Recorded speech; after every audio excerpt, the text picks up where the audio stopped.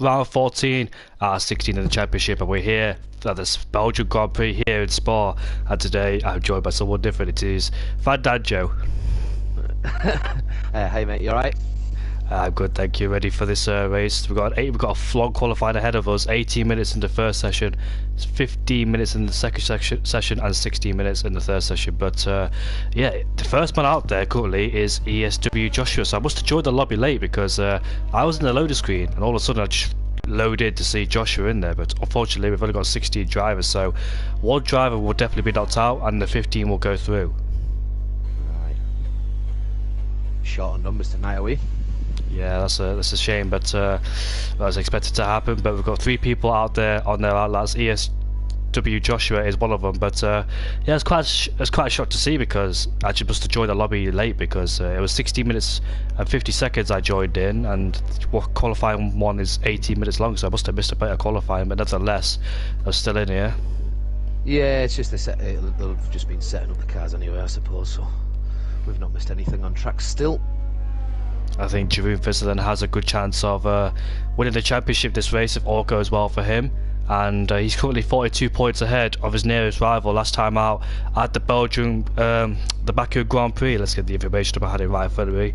There we go. So Wouter Warren ahead of Cameron Dowds. Pease came in third place ahead of Nathan in P4. Ahead Bobpia finished in P5 ahead of Jeroen, Seeb in P7, Troy AP8, so Griff P9, and Mr. BT in P8-10, picking up some good points for him as he needed them. Mark in P11 fortunately didn't have a good race. Some people did anticipate for him to be a winner last time out, or be up the top in the Baku Grand Prix. Snell in P12, Joshua in P13, Liam Corrag P14, Robbie P15, Taze in P16, Rudy P17, Devuge P18, and Pyro. Those guys DNF. So Joshua there coming towards his lap. Look at that was so close to losing the car, and he's compromised his lap time already. So I think he'll continue. It is Q1, and luckily for him, he escaped that one, didn't he, my dad Joe? Yeah, he he definitely did. He's definitely gotten the power too early. It's so easily done on the bus stop chicane as well. Very, very easily done. In fact, when you come around, you can't get on the power too heavy too soon, or that happens. He's done very well to catch it in his defence. Yeah, he has. Very good job to catch it indeed. I did end his qualifying session right there. Started in P16, but coming towards the cable, ended the cable straight then.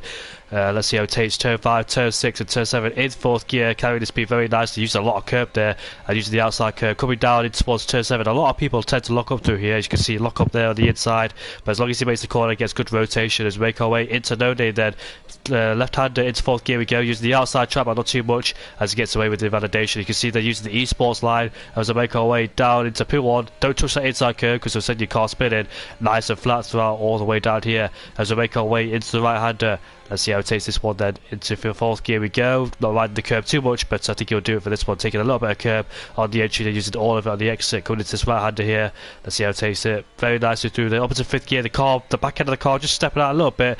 Flat out through Stabilo as he makes his way out of there. So you can see that the fuel light has already popped up as he's fueled the car for 1 lap only. And yeah, but luckily he didn't lose his front wing, otherwise I'm definitely back in the pit lane. To make our way through Blanchimont, flat out left-hander, we saw Verstappen and Nasser go side by side there in 2015. It's the heaviest braking zone then into the bus stop chicane. Let's see how it takes this one. This is how he spun over last time out. It's a 42.9 as provisional pole, but I expect that to be beaten. He did lose a bit of time down the straight. Yeah, you just noticed there on the opening straight, he just geared up to 4 just to get a little bit more traction that time round pretty early, just to stop himself from spinning out. We've got Andreas there making his way towards the last corner then as he makes his way towards the line. It's going to be a 43.9, so he's a second off the pace, but it is Q1. They just explode the track. Rudy then instantly sets the pace by 42.0. What a lap time that was from the Dutch driver. Here comes Ruud Hullet as he makes his way towards the line. It's a 42.0. Wow, he's a few hundreds away from Rudy's lap time then as the time gets further down the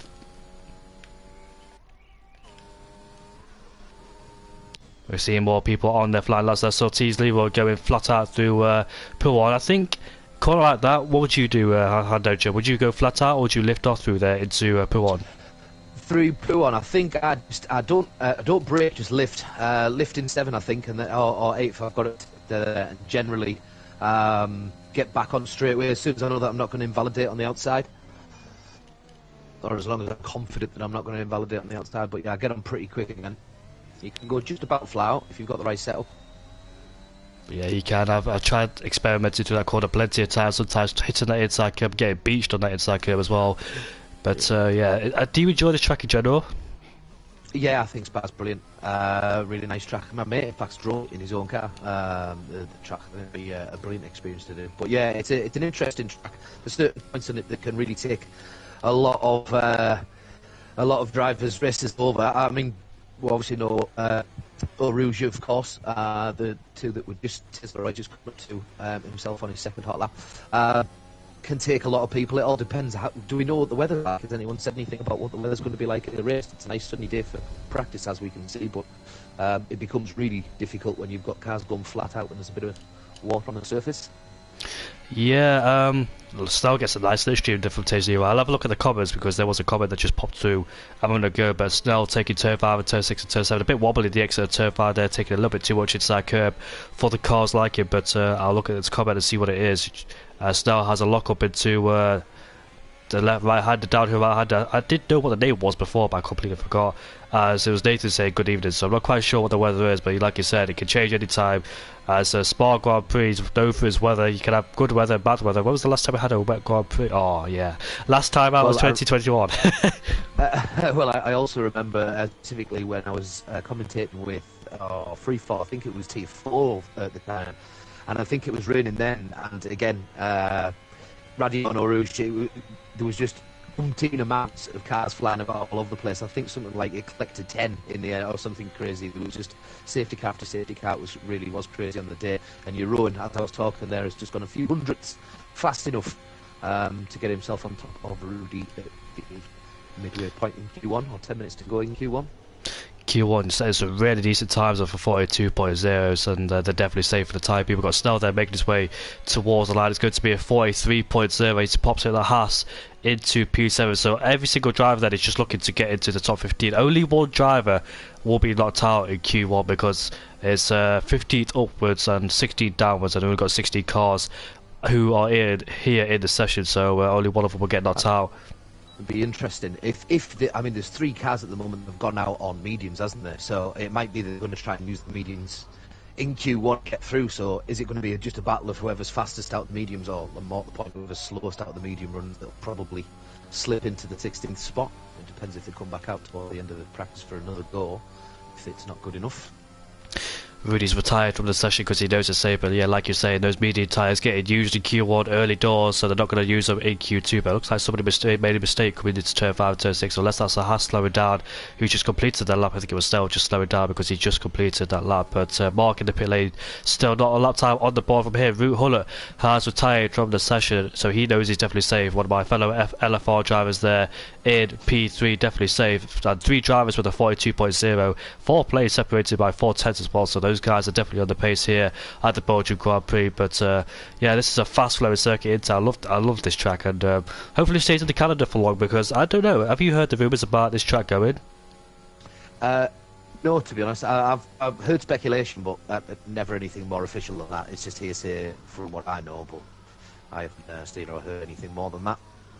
Yeah, hopefully it remains for the future, because it is a historical track. It's been around since 1950, like Monza, Monaco, and the British GP, one of the historical tracks. So hopefully, we saw that massive first lap crash back in 2012 between Maldonado, Hamilton, Kobayashi, Alonso, and Grosjean. And Grosjean was the one that caused it, of course. Yeah, it was obviously a mainstay for the Formula 1 calendar, and you're right. You would hope that it stays around. I also noticed that Andenge was one of the ones that went out in the mediums, and he's now on an out lap, or starting his first hot lap on the softs, so obviously he's intended on coming and making his position on the field currently more secure. Jay Bradfield, I think he'd invalidated his lap. He's currently on another hot lap as we speak, just coming into sector 2. Still to set a time, him and Ariel Mark are the only 2 now to not set times.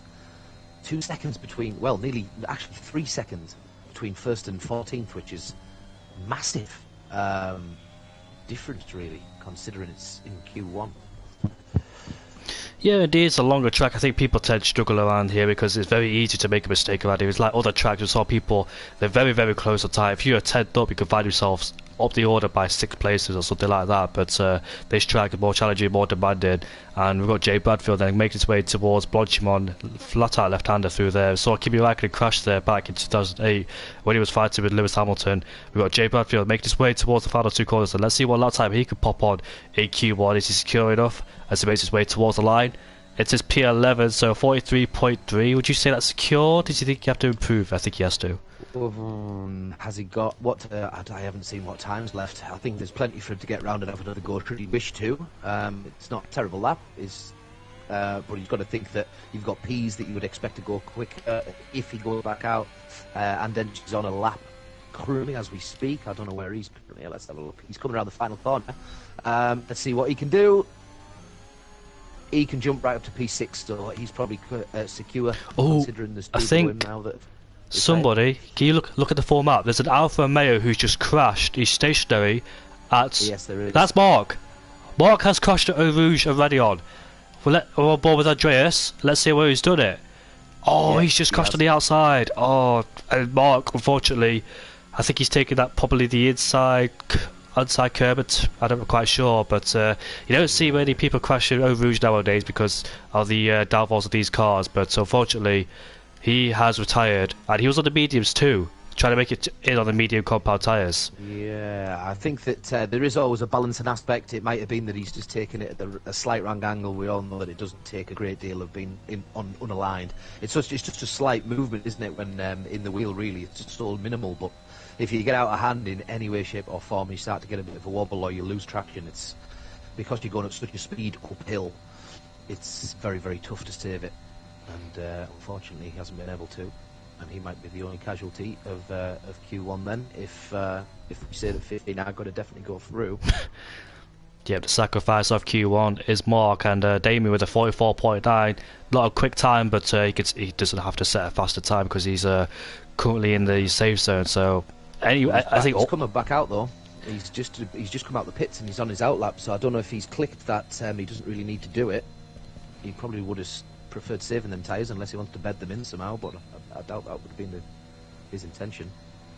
There's maybe a few practice laps as well because there's still 5 minutes left on the clock and he just wants to save a time of 44.9 because that's not in usual circumstances when there's like 20 drivers that's definitely not a safe time, but only 60 drivers here tonight. One of them is retired, and yeah, everybody is essentially safe in this Q1 session except Mark, who's the sacrifice of Q1. But Damien, let's see what he could do then on those soft compound tyres. Did he set his best lap time on the mediums? No, so he sacrificed another set of soft compound tyres, as Damien, put on a brand new set of softs. And he's on an outlap currently and pushing the car quite a bit, so I don't know what the intention is, unless he's just going to pull back in. Maybe someone's got in his ear by now and said, look, I don't think you need to do this, so just relax on them a bit. I'm not sure. Nathan is through. He is currently in the pits, and he is going to just use the mediums for P1 with the 2 laps there. Yeah, P's Bradfield already done. Leroy, Rui, Snell, and yeah, everybody's in the pit. I wonder if they are all going to retire and just not bother with the last few minutes of the Q1, knowing that everyone can move on. Not sure, but they are entitled to go back out and have a little drive around if they want to. They don't have to retire, but they are through. Well, there's 17 drivers on the grid now because Troye has decided to join us very late, but he will not take part. I think he will, actually. There's 3 minutes and 40 seconds left to go.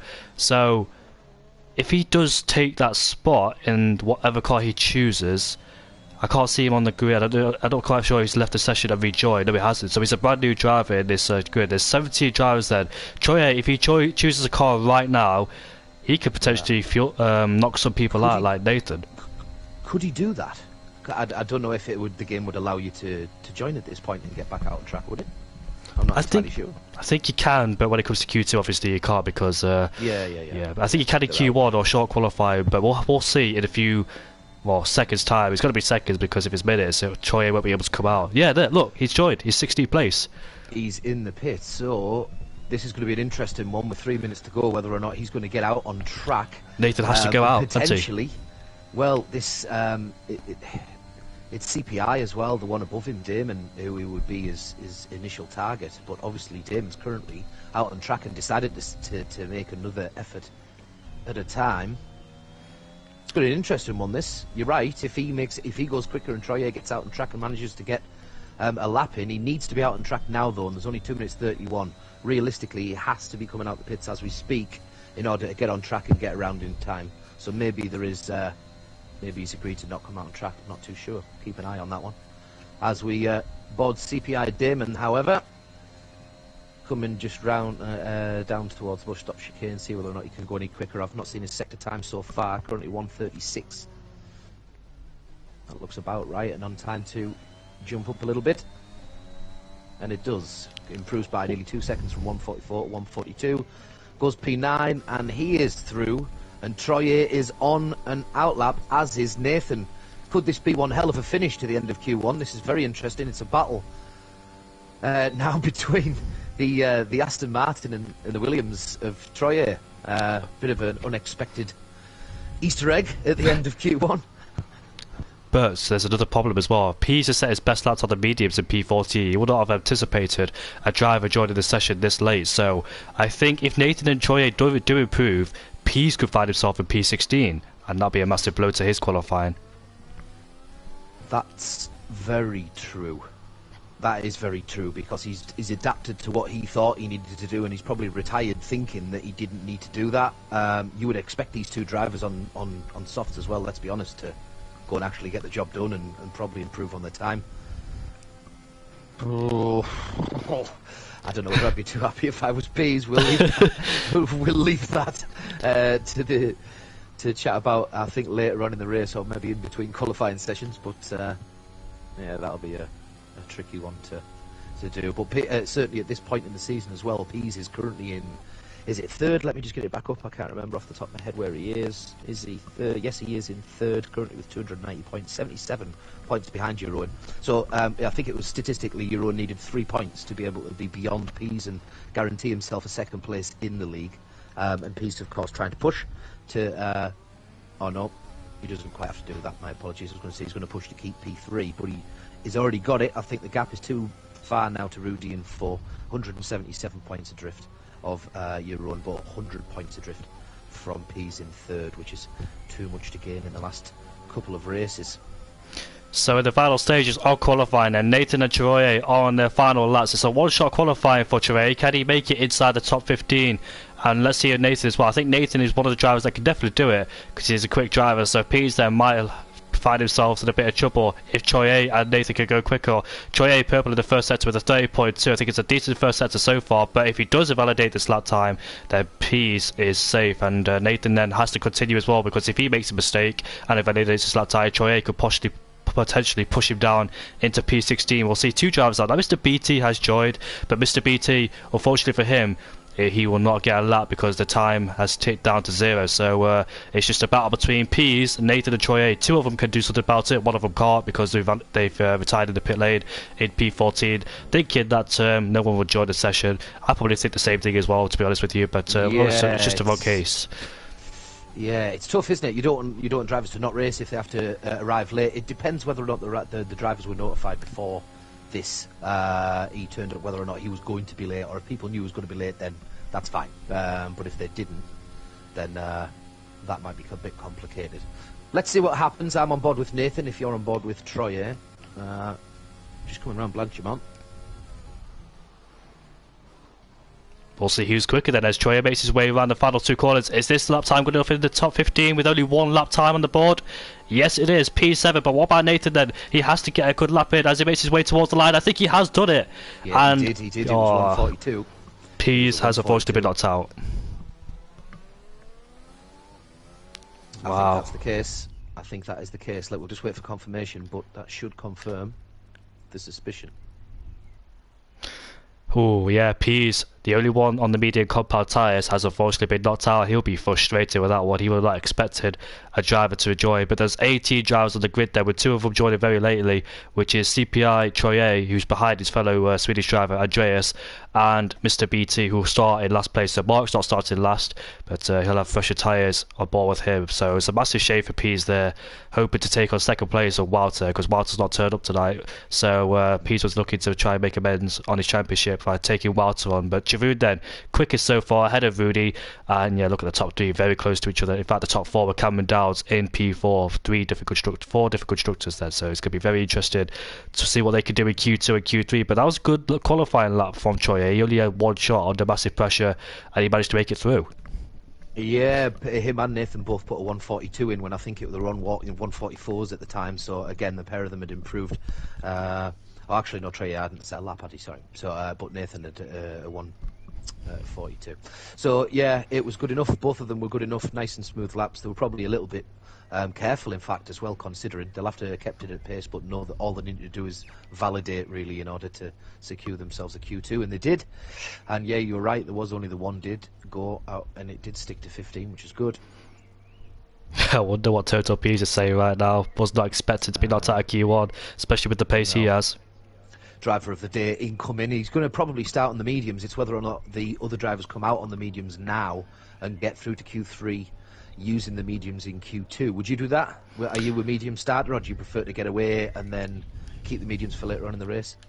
Well, I've been constantly learning, and I realise that long qualifying isn't for me, because I can't do lap after lap. Like a reset of qualifying, it puts me under more pressure. So I realise long qualifying isn't for me, and I find myself setting a lap time on the mediums, which isn't as good as I think it could be, because I could definitely improve, but with the pressure added on, because they got soft runners around you as well, we got even more pressure to try and do a fantastic lap on the medium compound tyres. Yeah, you can go for 2 laps, but at the same time, you've got to be very careful with the clock ticking down, and you've got to time it perfectly as well, just in case you do have to go in the pit lane and put on the soft compound tyres. So I'm not really a fan of long. I respect what long qualified. It's just not for me, because I let's just say suck at it. But that's why I love short qualifying, because it's just lap after lap, and Q1, Q2, and Q3 you have to reset all the time, and there's like more chances of a mistake as well. So if I was inside the Q2, I think I'd do softs.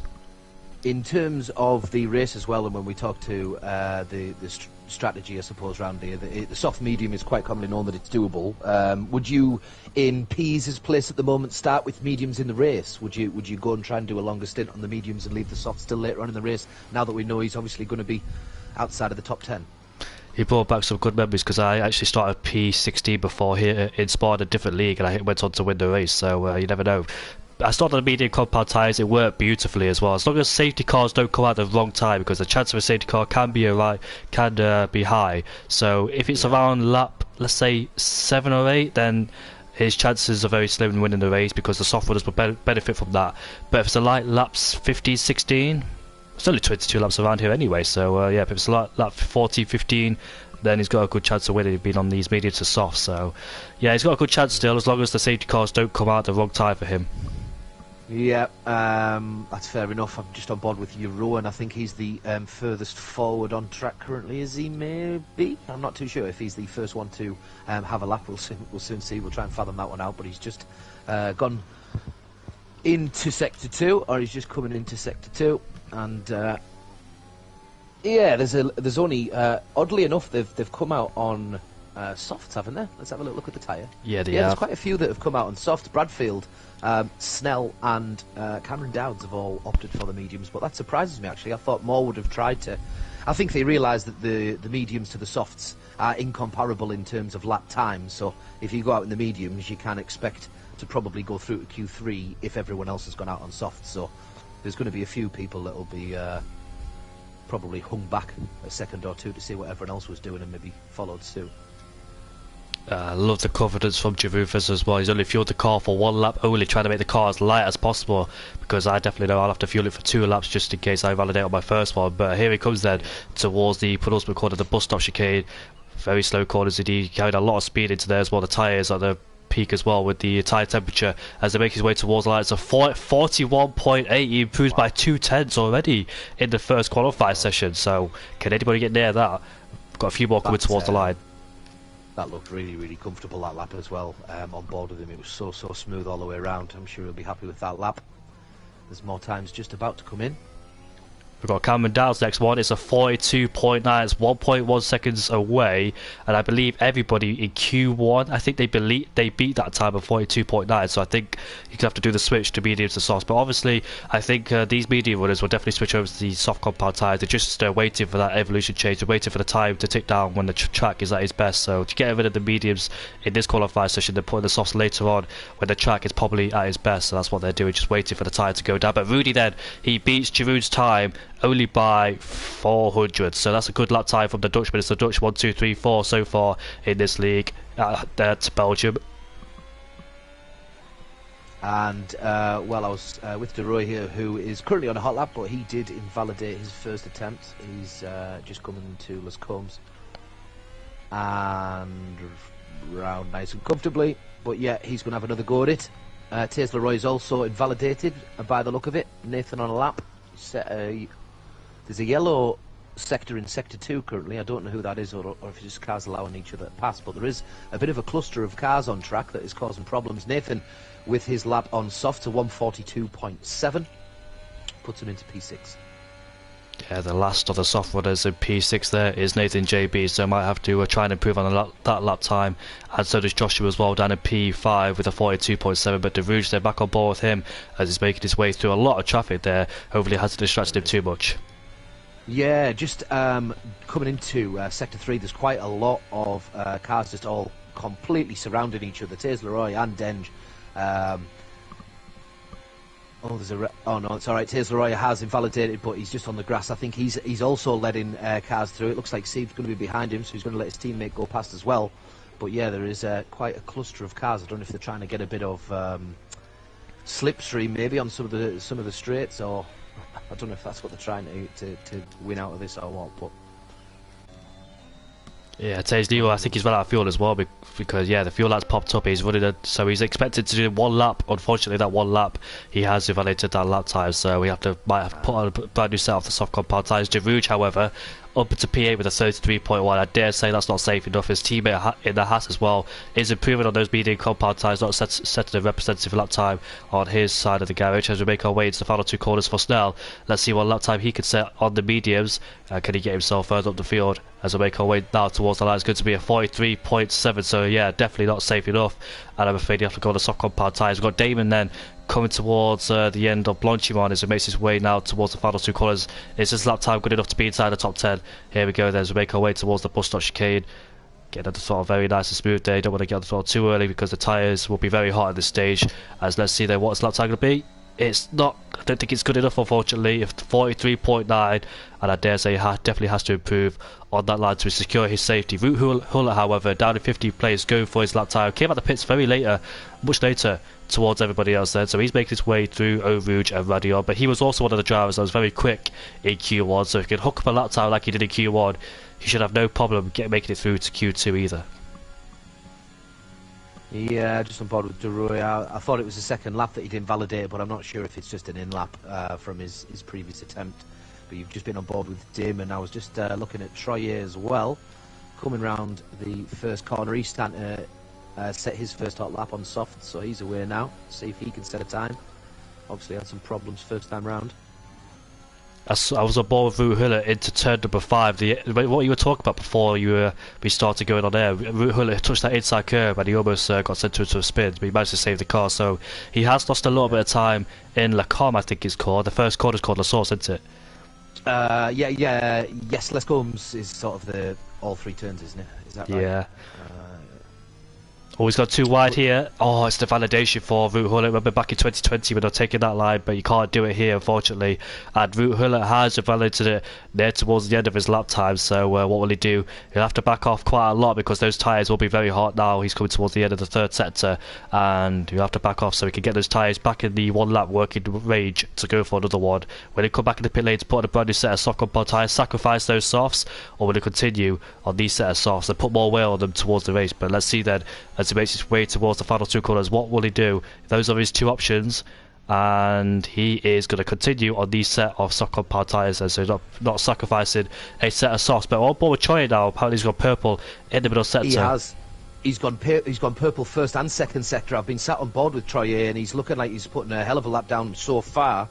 But yeah, it's purple first and second sectors at the moment. I did not see the time, however, to see how far he was ahead, but I'm expecting him to jump up the ladder, and does. P5 for the 142.5. It actually must have made a little bit of an error in the third sector, or potentially just a little bit slower, but it's 6/10 slower than Rudy, despite being faster than him after 2 sectors, so there's quite a bit of a distance on that final sector, but if you can speed that up, there's no reason why he couldn't be right at the top of the board if everything goes right. SWGR, he is on an out lap currently. Just have a little look around the track to see who else is out. Cameron Dowds looks like he's on a... Oh no, he's not. Huller's on a lap. Troyer. Yeah, he's on his second flying lap, because the first lap he made a mistake and he backed off. Well, he validated it towards the end as well. So 2 mistakes on that flying lap, but can he correct it and rectify his mistake? But as we make our way into this right-hander now, this is where he validated it on the exit, but this time round he doesn't. He also had a good entry towards Lacombe, because he took too much of that inside curve and his car unsettled there, but this time round it looks like it's a stable lap time to get inside the top 10. But as he makes his way around Blanchimont now, flat out left-hander. Let's see what lap time he can set as he makes his way towards the final 2 corners. Bit wide, compromised a little bit into the final corner, but this lap time has to be good enough to get inside the top 10, and it is with a 41.6. He goes, he's definitely safe. Yeah, he can retire and just have a big smile on his face for the last 4 minutes of Q2, because there's absolutely nothing that he needs to worry about now. Troyer, is he setting a second lap there? It looks like he is, but the fuel's obviously low, so maybe he's not. ASWGR is waiting on for somebody to go down to the bus stop chicane. That's Cameron Dowds going absolutely flying past him, and let's see whether Cameron can improve on his 142.9. Currently sat in P9. Can he improve to get higher up? He can go fastest with a 141.631. 600ths. Sorry, yes, 600ths. I am right, 600ths. In front of Ruud Gullit, so there's a pair of unbelievable laps right at the top of the order. Wow, look at Jay Bradfield go for an interesting decision. He's on the medium compound tyres. I don't think he has enough tyre to come back in the pit lane to put on a brand new set of softs, so he's committed to the medium compound tyres currently down there in P13, along with Taze Leroy and Andreas, who haven't set a lap time just yet. Andreas is still in the pit lane, but expect to see him out, and Taze Leroy is out there somewhere on his flying lap. But we've got Jay Bradfield then. Yeah, Taze Leroy's just gone around. He's just gone past Radion now. He's had a good start to the lap so far by the looks. Just coming up to the DRS point. He's behind Cameron, and I think he's even used Cameron there for a little bit of a tour on the Kemmel Straight. Fair play. That might have helped him clip the inside curb, which is brave through Les Combs, but he's done it, and he's kept it, and he hasn't lost any time at all. Nice and smooth so far. He's looking well here, actually. See whether or not he can... Well, he just needs to set a time to begin with, but that time needs to be quicker than a 143.1. Indeed, set by De Rouge, who's currently on the verge of getting knocked out. Damon's out there, but we've got Jay Black. Oh, he spun to the final corner, and he applied the throttle way too early, and well, he's compromised his next lap as well, essentially, hasn't he? Yes. It's it's one of them where you're in the time trial and it's this lap and the next lap that is invalidated, which is always a killer. It's an instant restart. Taze Leroy, he's keeping it together so far, and he's set a purple sector 2. Further up, we've got CPI De Rouge, who's currently in 10th place. Has to improve on a 43.1 to ensure his safety then as he makes his way towards the final corner. And here he comes across the line. It's going to be P10. He does improve by 2/10. Is that going to be enough to secure his safety? Taze Leroy. There he is, then the kid Leroy. What can he do? Wow. P5 up there with Giroud a 42.0, so he's very close towards the 41 mark. But look at the clouds. Look like they're gathered in, haven't they? It's a bit overcast out there, isn't it? It does. I was thinking that exact thing, actually. It has gone a little bit darker now. I don't know whether that's going to be affected come Q3. But, yeah, Taze Leroy has done enough. That's good. Anywhere near a 142 around here, that's a very fast lap. So anybody anywhere, even the margin of that's extremely quick. Nathan's on an out lap. He's set a 142, but he knows that he's in the danger zone in P10 at the moment. And if he can improve on that, well, he's just dropped out of the danger zone. He's now out of Q3 if he can't improve. Someone's just gone faster, and I missed who it was. I apologise. Snell. Right, yeah, with a 142.5, yeah. So 2/10 he needs to improve in order to jump those places back in front of Troy here. Is Andenja? Yes, Andenja's on a run. Let's see what he's doing in that first sector.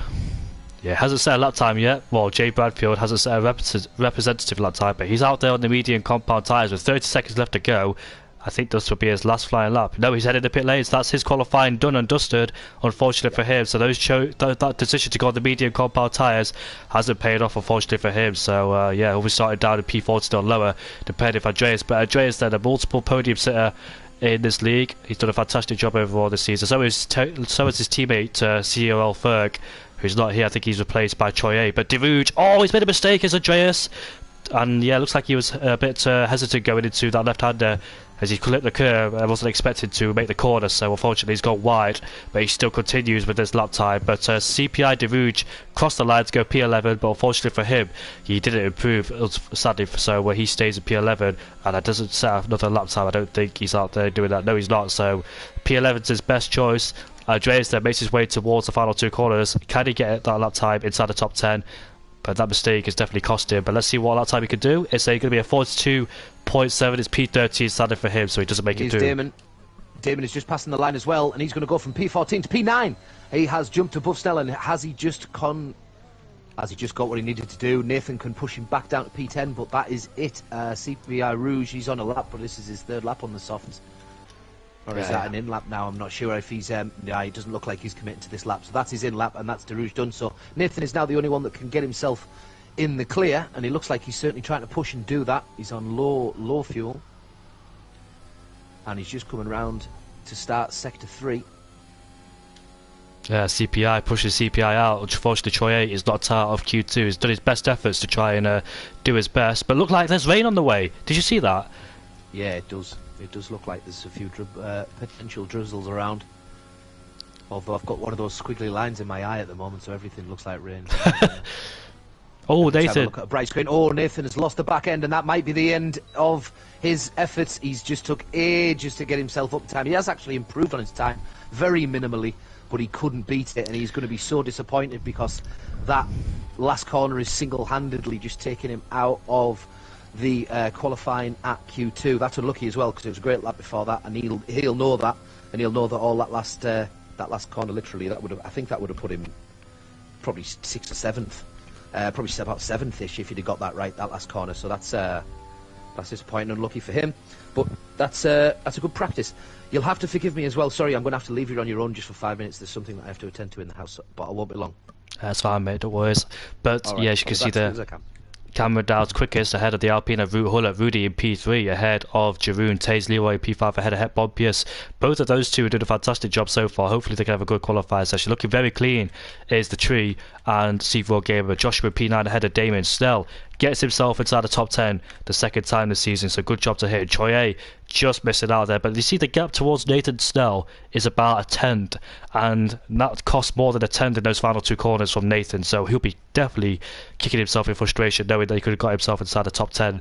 What Van Danjo said about P6 or P7, but yeah, Nathan knew he could have got himself inside the top 10. That little mistake just caught him out, and unfortunately he'll start down there in the unlucky P13. But we head on to Q3 then for the pole position shootout. Well, who will it be? Contention with Cameron Dowds, Root Hullett, Rudy or Giroud. Those four people I'm expected to be on pole position, judging by the lap times in Q1 and Q2. Who knows? Could Taze Leroy be up there? He did set a 42.0, but those four drivers, Root Hullett, Rudy, Taze, Root Hullett. In fact, you can see there, it is raining, and it's a long circuit, this one, and once the rain starts kicking in, it'll make the track even more greasier. So I expect a mad dash of all 10 drivers to come out of the pit lane. This could be a one-lap shootout like it was back in Austria and France and all those circuits ago, but this could be very interesting. This could be a case of racing the first line first, could take pole position. You don't want to be last in the queue, and CPI Damien is currently coming out of the pit lane last in the queue, so yeah, if it does get heavier, CPI Dame is going to be in the wrong place at the wrong time, unfortunately. But that's what happens when you're in the Haas garage. When you're in the Haas and Williams garage, you can get out of the track earlier, and yeah, some people in the Mercedes part would definitely hate that, but it's all part of the game really. They'll benefit from that, so as long as they don't invalidate their first laps, they should be fine. who's going to be on pole position then? It could be anyone, because all 10 drivers here, any of them could make a mistake and therefore hand it over to the other drivers. Can anybody hook it up with this rain? They're all going to push on their outlets because they know the rain is coming in very... I love this part of qualifying. I love it when we see this, because when it rains early in Q3, that's when the tension starts to rise. A lot of pressure on these drivers, because all 10 of them know that they can get a pole position when it's like this. Under circumstances, normal circumstances, I dare say it would have been Cameron, Root Hullet, Rudy or Giroud. It could be anyone if anybody could hook it up and not invalidate their lap time. So, interesting shootout, and qualifying 3 might end soon. But I dare say it'd be unlikely Damon, because he's currently down there in P9. And yeah, he's in the worst place of it all, because the rain will come heavier and have to queue up as well. But as you can see on your full maps, that Giroud, Vizza and Snell are pulled away from the rest of the pack there.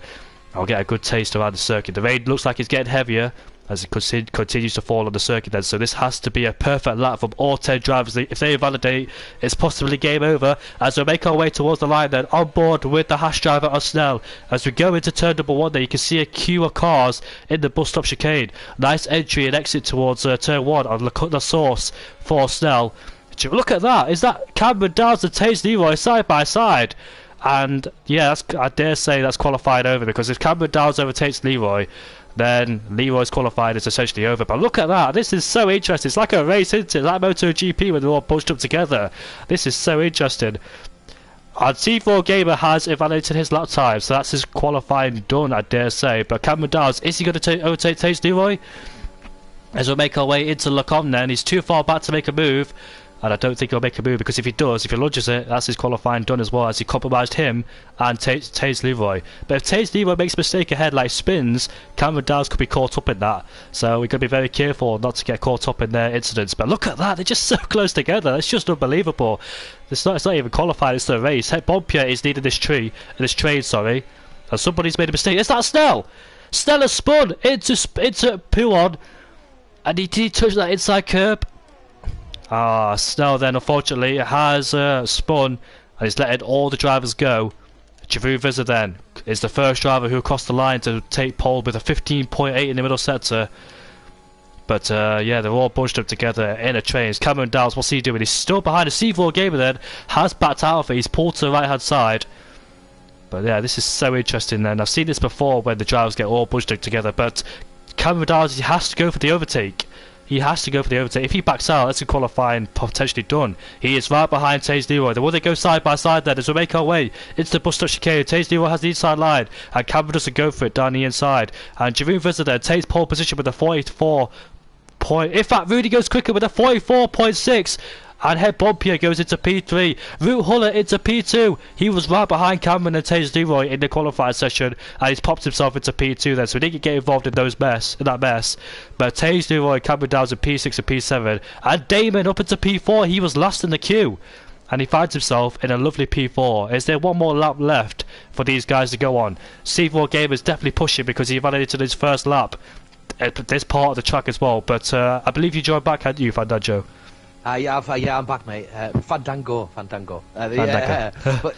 But you see what happened? It's not too worry. No, I've literally sat down, realised it was raining, then realised that obviously they're on soft, so I'm presuming that they had enough dry to get a lap in, so it's just going to be one of them where it's just a one shot. Is that about the gist of it? They tripped over themselves because they were right behind each other, literally right behind each other. Bonpier was the leader of 4 cars, and Cameron Downs was right behind Taze Leroy. He could have gone for the overtake, but if he did that, he'll risk his qualifying by going slower and compromising both their lap times. But C4 gave that. I think he's the only one on a lap time now, because he validated his first lap and he's going for his second lap. So yeah, it's been a very interesting Q3 session. Giroud Vizza was the leader of this train. He was way ahead the field, but Rudy managed to get a good lap in, and Root Hullet in P2 as well did a fantastic job. Damon was the last in the queue, and he got himself into P4, so he did a fantastic job to find that time despite being last in the queue. So it's been a very interesting qualifying, to say the least. A very eventful one. It looks rain's still light enough to maybe get away with getting a lap in on the softs, but it's as the drizzle keeps falling, I think it's going to then eventually turn to curtains. I'm just on board with Sebe, who's going to try and set a time. He's just coming around the last corner now, still on a valid lap, I think.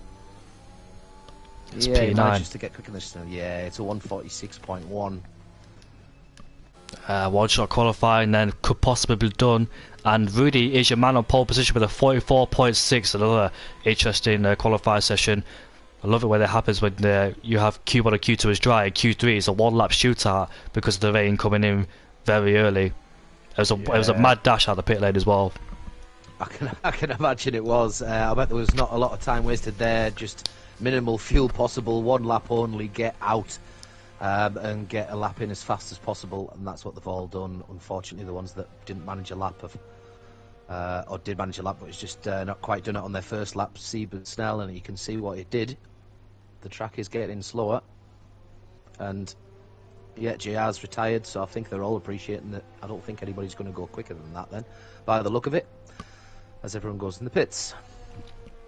Wow, that was an interesting qualifying session. Cameron Dowles was right behind Taze Leroy. I was mentioning, if it was a dry qualifying session, people who'd be in contention for pole, Jeroen, Root Huller, Rudy or Cameron Dowles, because they were so close in Q1 and Q2. But Cameron Dowles then down in P8 coming out in the Mercedes garage, because the Mercedes garage is further up, and the Haas of Snell came out first, but unfortunately spun at P1. He was one of the first drivers to set a lap time. He's still out there in the Haas, but I can't improve anymore because the track conditions getting worsened. So that's it for them. And while this qualifying happens, I'm going to go to the toilet for a few minutes. I'll be right back. Yeah, that's alright, no bother. I shall take over and talk absolute nonsense for however long is left of the session. Just on board with Sieb as he crawls round towards the pits, so that's done. Snell's doing it as well on his mediums. Oh man, this is bad. This is bad for the drivers. They're not going to be happy with this at all. We know that the intermediates are not going to be able to go any faster to get anybody up the grid. I don't know whether or not Snell and Sieb might try it for the sake of it, with time left on the clock. Who knows? Probably not. But everyone's in the pits. With time to go, either everyone retire or someone come out and just go flat out. And see what you can do. Why not? Absolutely nothing to lose, certainly for the two at the back. Go in, change and come and have another go. Why not?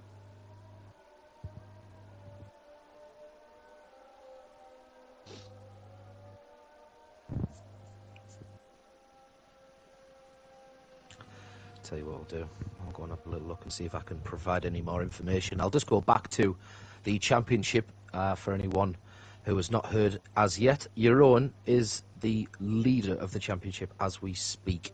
Race 13 was Azerbaijan last week at Baku. That race took him to 367 points. Wouter in second, 42 points behind with 325, and Pease behind in third position as a minimum with 290 points. That's 77 points behind the leader Jeroen, and 35 behind Wouter.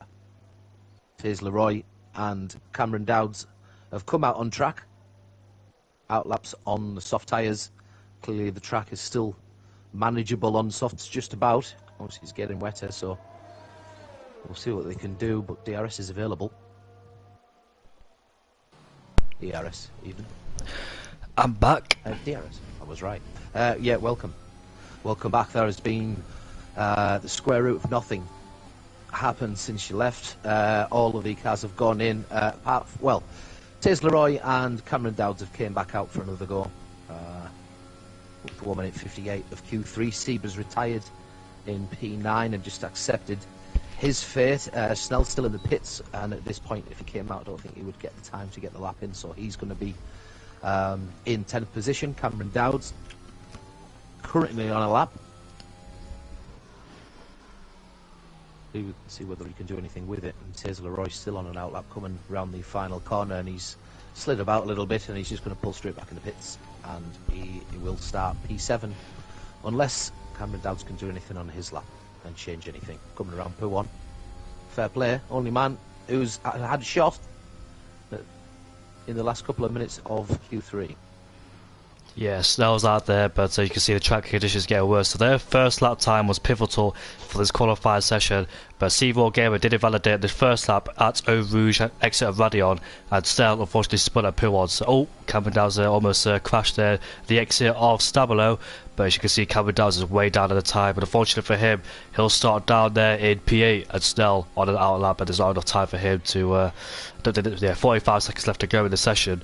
Snell's not going to make it around the time. So welcome everybody who's just tuned in. If you finish your tier 2 races, hope you all do well, as Cameron Downs is in the pit lane now, and qualifying 3 has come to an end, and your man Rudy is on pole position ahead of Root Huller in P2, one of my fellow LFR drivers. I hope for an interesting race. Hello Damon, hello Nathan, hello Bailiff, hope you all do well. So what's your predictions then for the race, mate? Well, the current championship leader, Jeroen, sat in P3. That's a decent qualifying. He's obviously still got a great lap in despite all of the rain, but Rudy has got a great shout from the front of the pack. Depends what the weather's like in the race, to be honest, as well, whether this carries on over to the race. Have we found out yet whether it's a wet race or...? Usually Bob always comes into chats, comments and tells me, but not this time around. But we'll yeah, have to wait and see. Well, yeah, we'll definitely wait and see. Cameron's dad is in the chat as always. Hello, Cameron's dad. He's currently down in P8. Your son is not on pole position this time round, but Rudy on pole then ahead of Root Huller in P2, Javoo Visitor in P3, Damien in P4 ahead of the Tree in P5, Joshua in P6, Taze Leroy in P7, Cameron in P8, Steve in P9, and Snell in P10. Head Bob, yeah, good qualifying session for him. I know he's been struggling quite recently in the qualifying sessions, but P5 is a decent result, and let's see what he can do from there. C4 game as well, we'll look into him, but let's see what he could do in the race. And Snell down in P10 as well. His second Q2 appearance, as Mr. BT then has been waiting a long time to join the session, being on the sidelines and waiting like me and Van Dango, sorry. That's all right. I forgot about BT. Yeah, good evening. He has had a good long sit there, hasn't he? I think doesn't he just join in like 2 minutes in? Yeah. He's born or something. Yeah, so fair play with him sitting out. Here we go. Could be around the formation lap. I heard you rubbing your hands there. You're very interested for the race, aren't you?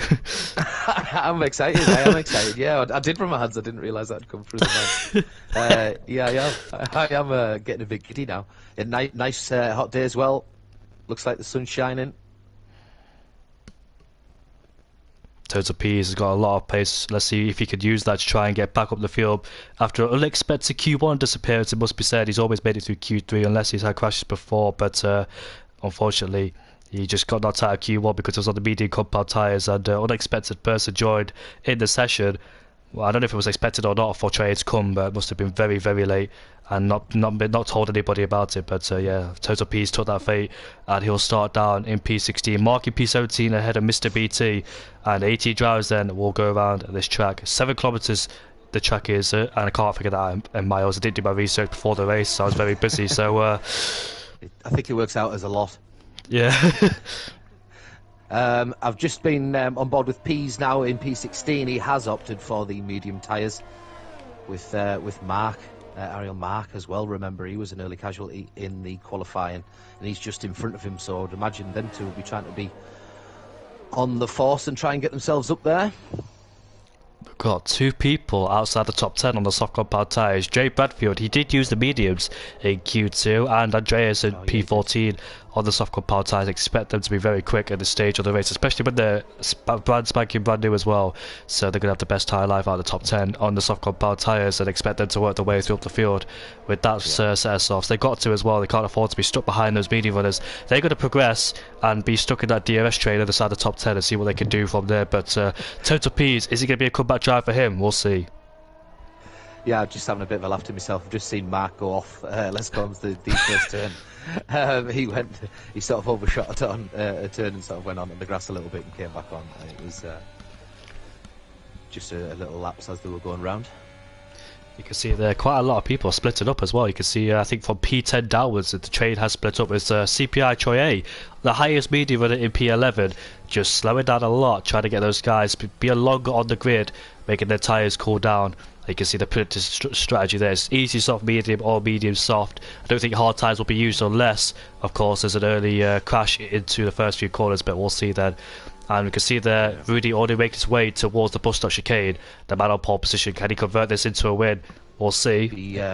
Will be interesting to see the people diving around in these first few corners. Hopefully it's all kept clean. You've got the likes of Rudy that's gone first, but he's in P4 in the whole championship at the moment, with Nathan in behind him. He's in P13, and we saw in Nathan's pacing quality that he had the pace. He just made that little mistake at the final corner that cost him going into Q3. So it'll be interesting on the watch as well. He's starting on the mediums as we come around the corner, and I'll leave it to you, my good man, to start us off. Can't wait for this race to start. I know LFR are definitely watching because they're currently in the stream supporting their man and supporting me as well. And LFR Root Huller in P2. Let's see what they can do in P2. I know he's got good pace. I know he's been unlucky this season. So has Rudy as well. He's had some good pace and unlucky tyres, but we'll see if they can convert that to a win. Shout out CPI David in P4, one of the new drivers. So is Jay Bradfield, I forgot to mention earlier on, but the lights are going to go off then as we have 5 lights. I'm going to be... A drive-through penalty for Joshua already, like Maldonado did, as we see then. Down into turn 1 we go. We can see Root Huller alongside Rudy as we go into turn number 1. But the thing is that you want to be behind as you get a good run up the hill and slipstream. But Root Huller takes the lead of the Grand Prix. Rudy's still there alongside him, but I think he took into a slipstream right behind him, trying to get him back into Le Cobb as we make our way through Eau Rouge and Radion. Then Rudy has got a good run up the hill towards Radion as he pulls out, but not they're both using the ERS trying to stay ahead of each other. Look at Giroud Vizzi's boxed in. He can't do anything about it. You can see the Williams driver is boxed in between Root Huller and Rudy as down into Le Cobb we go. Oh, contact there. Giroud has saved the car. Very close to spinning the car indeed from Giroud Vizza as CPI David stays ahead of Head Bompier. Look at Cameron Downs there from P8. He's already up into P5, getting past Head Bompier as we make our way down into Ravage as Taze Leroy goes down the inside of Joshua, who's got a drive-through penalty, but looks like there's some contact further behind. Andreas is one of them on the soft compound tyres down in P18, has had a terrible start. So is Jay Bradfield. The two soft runners down in P17 and P18 have had a bad start already. I was just on board with Pease there through the start, and it looked like Nathan and some other car came into contact, and Nathan turned sideways, and I think that's when Andenge had come into contact with Nathan. That's, I think, what I've just seen. But there was so much going on ahead on the track. Pease himself had a decent start, went down the inside, and you could see that there was cars around him so close, but he managed to keep it through there, and he's gone up into P13 behind Troy here, and it just looks like there's been a little bit of a gap between all the cars now starting to fall as the train a little bit more now. Look at Cameron Downs. Such an unlucky start for P8 of ESW. He's going to have to get that drive through. He's got a lot of making up to do now. So unfortunate. And Cameron Downs has just got past Damon into a P4 he goes, and Taze Leroy's just got past Head Bompier. Those two had a digno battle back at the Azerbaijan Grand Prix between Taze, Head Bompier and C4 Gamer when it was a sprint race as well. But Taze Leroy on that occasion goes up into P6 and Damon is up into P4. But look at that then, Root Huller, Rudy, Giroud and Cameron in the top 4. It's going to be a spicy race between those 4 drivers. Very quick drivers indeed. And Damon then currently under pressure from Taze Leroy right behind him. Taze Leroy uses the ERS to try and boost his chances of getting overtaken him. But there he is, the pulls alongside him, and he takes P5 away from Damon. So Damon from P4 to P6 then on 2 laps has dropped 2 positions. Unfortunately, hopefully he can make those up. But Taze Leroy had a bit of a moment on the curb there coming towards turn 5. Slided the car quite a lot as the car did unsettle into those few corners there, but he's currently up into P5 ahead of Damon. So Nathan then in P10, the highest medium. Look at C4 Gamer and Snell going side by side, and we're going into No Name, and Snell has the inside line. Yeah, that's Snell's done very well there and got past Nathan nice and cleanly. No contact between the cars as they came out of the Brussels turn and into turn 11. Who are nice and steady as well. Yeah, it's very easy to get caught out by a P1 corner, especially when Snell did back in the Q3 session, but hopefully he doesn't do it in this time. But Root Huller then leads ahead of Rudy. The gap is about 5 tenths. They're followed by Giroud Vizza in P3 with Cameron Downs P4, Taze Leroy P5. It's a massive DRS train from first all the way down to 16th. It's a one big DRS train, isn't it? Yeah, absolutely. We've seen as well that the top 9 drivers are all on the softs. It starts from Nathan in P10. That everybody else is on mediums. Then obviously Bradfield is soft, and of course JR, who's been through the pits. Unfortunately, he's only 9 seconds behind. That's not too bad, but it's still a lot of considering. It's still a lot. And Andenge obviously got some wing problems that made him fall back even more. Unfortunately for him, but he's now out on the softs. Yeah, Jay Bradfield out of P16 has to make the use of those soft compound tyres, has to really maximise those soft compound tyres to make his way through the field, especially those medium runners who don't want to be stuck behind them because they're going to go for a long way on that stint on those medium compound tyres. So we have to find a way to get past one of them, and it's Mr. BT, the first one up in P15, and you can see there as we make our way into Le Combe, they all stay behind each other. Snell's close towards Herbompier, but Herbompier as well also has the DRS on those guys ahead, so no advantage for anybody, but they can looking very handy for him if he can stay in this DRS trade, and once those soft runners are out of the way, he'll take the lead of this race, won't he, down in P10? Absolutely. I've also just seen Cameron's just had a little look at your own there. He thought about it. Your own went a little bit deep towards the Brussels turn, and yeah, he had a chance. He thought about it, but I think he thought wisely because the door was going to shut again by the time that he would have put his nose in front. But a little bit of a line of cars now right across the track. The first 5 have opened up a 1 second gap. Back to Damon now. Yeah, the train has been split up there, and Damon then is currently split the train up, and he's 1.1 seconds behind Taze Leroy. He's going to be under massive pressure if he can't find himself back in the 1 second DRS race. No DRS protection for him, and he'll head Bompier. Infinite for Snell, so Snell's just gone a little bit wide. What turn is it again? Oh, is it the Cumber? Yeah, 16, and he has clipped the outside of that. I don't know whether he's got any front wing damage, but he seems to be holding his position at the moment. But he is. And he did get wing damage because he's gone straight into the pits. So yes, it was a big enough contact for him to have to go into the pits and change that on lap 4. That's disappointing for him as well. Are you talking about Stablo, that right-hander? Yeah. Are you talking about that one? Yeah, I might have probably. Yes, I am. Stavlo's the right-hander, the second right-hander. Yeah. Is that curved? Yeah.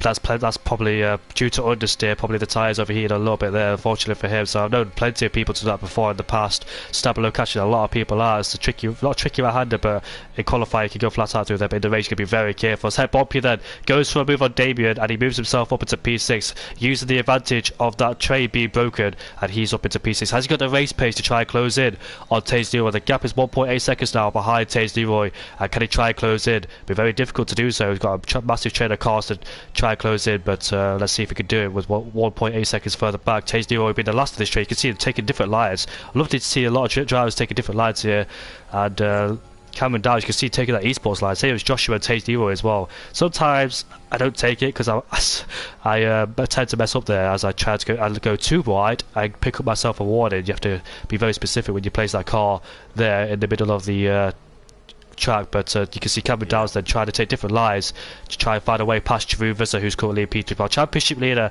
in this race, and let's see if he can be crowned champion in this race if he gains enough points on but I think he definitely does a wild tip. But what about total Ps? We're all focused on total Ps down to P11, and Cameron Downs and his Mercedes teammate putting pressure on the Williams ahead of us. But as we go into the bus stop chicane, they all stay where they are for the time being. As Herbompier then the gap is reduced to 1.4 as he tries to close this on Taze Leroy, pulls away from Damien in P7. The Red Bull driver has lost 3 positions. He started in P4 and is currently down in P7, making his debut I think for CRL, so he's done a good job so far as well. And also Jay Bradfield in P15 there making his debut for CRL, as he's right at the back of Mr. BT trying to put pressure on him, but that DRS trade is not helping him whatsoever as he's trying to pursue those guys on the medium tyres ahead of him. But it looks like Cameron Downs then has got a good run up towards Radion. He's right behind Giroud Visser. They'll both have DRS of course. It'll be a drag race all the way down to Le Combe. Let's see who's using more ERS. Giroud Visser applies the ERS and he stays ahead for the time being then, so that DRS trade is not helping. But Seymour Gamer, he has got past Damon. Yeah, he's just put himself into P7 on. Yeah, he's managed to hold it on at the right hander in Let's come to you. Yeah, good overtake for IC. Gets past Damon as well. Nathan now. Jay Bradfield in front of him. Oh dear. Yeah, first man to pick up a penalty is Jay Bradfield due to exceeding track limits, but Joshua is 10.5 seconds, so he's lost a little bit of time towards Jay Bradfield. The guys ahead of him was 9 seconds behind, but that gap is extended, so unfortunately he can't see to close it. But Herbompier, the gap is between him and Leroy is 2.2 then, so it's just a straight fight between the top 5 as he struggles to close this gap in. As the train has been broken then, and it's P6 downwards we're focusing on with that second part of the DRS train, the massive train behind Het Boompje, who's currently leading that.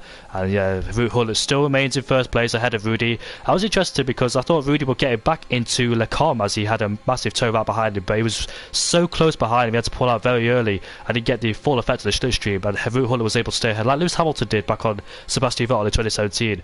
Then 2 years later, or 1 year later, Vettel got Hamilton back on the straight and he took the lead of the race, and Vettel went to win on that race as well.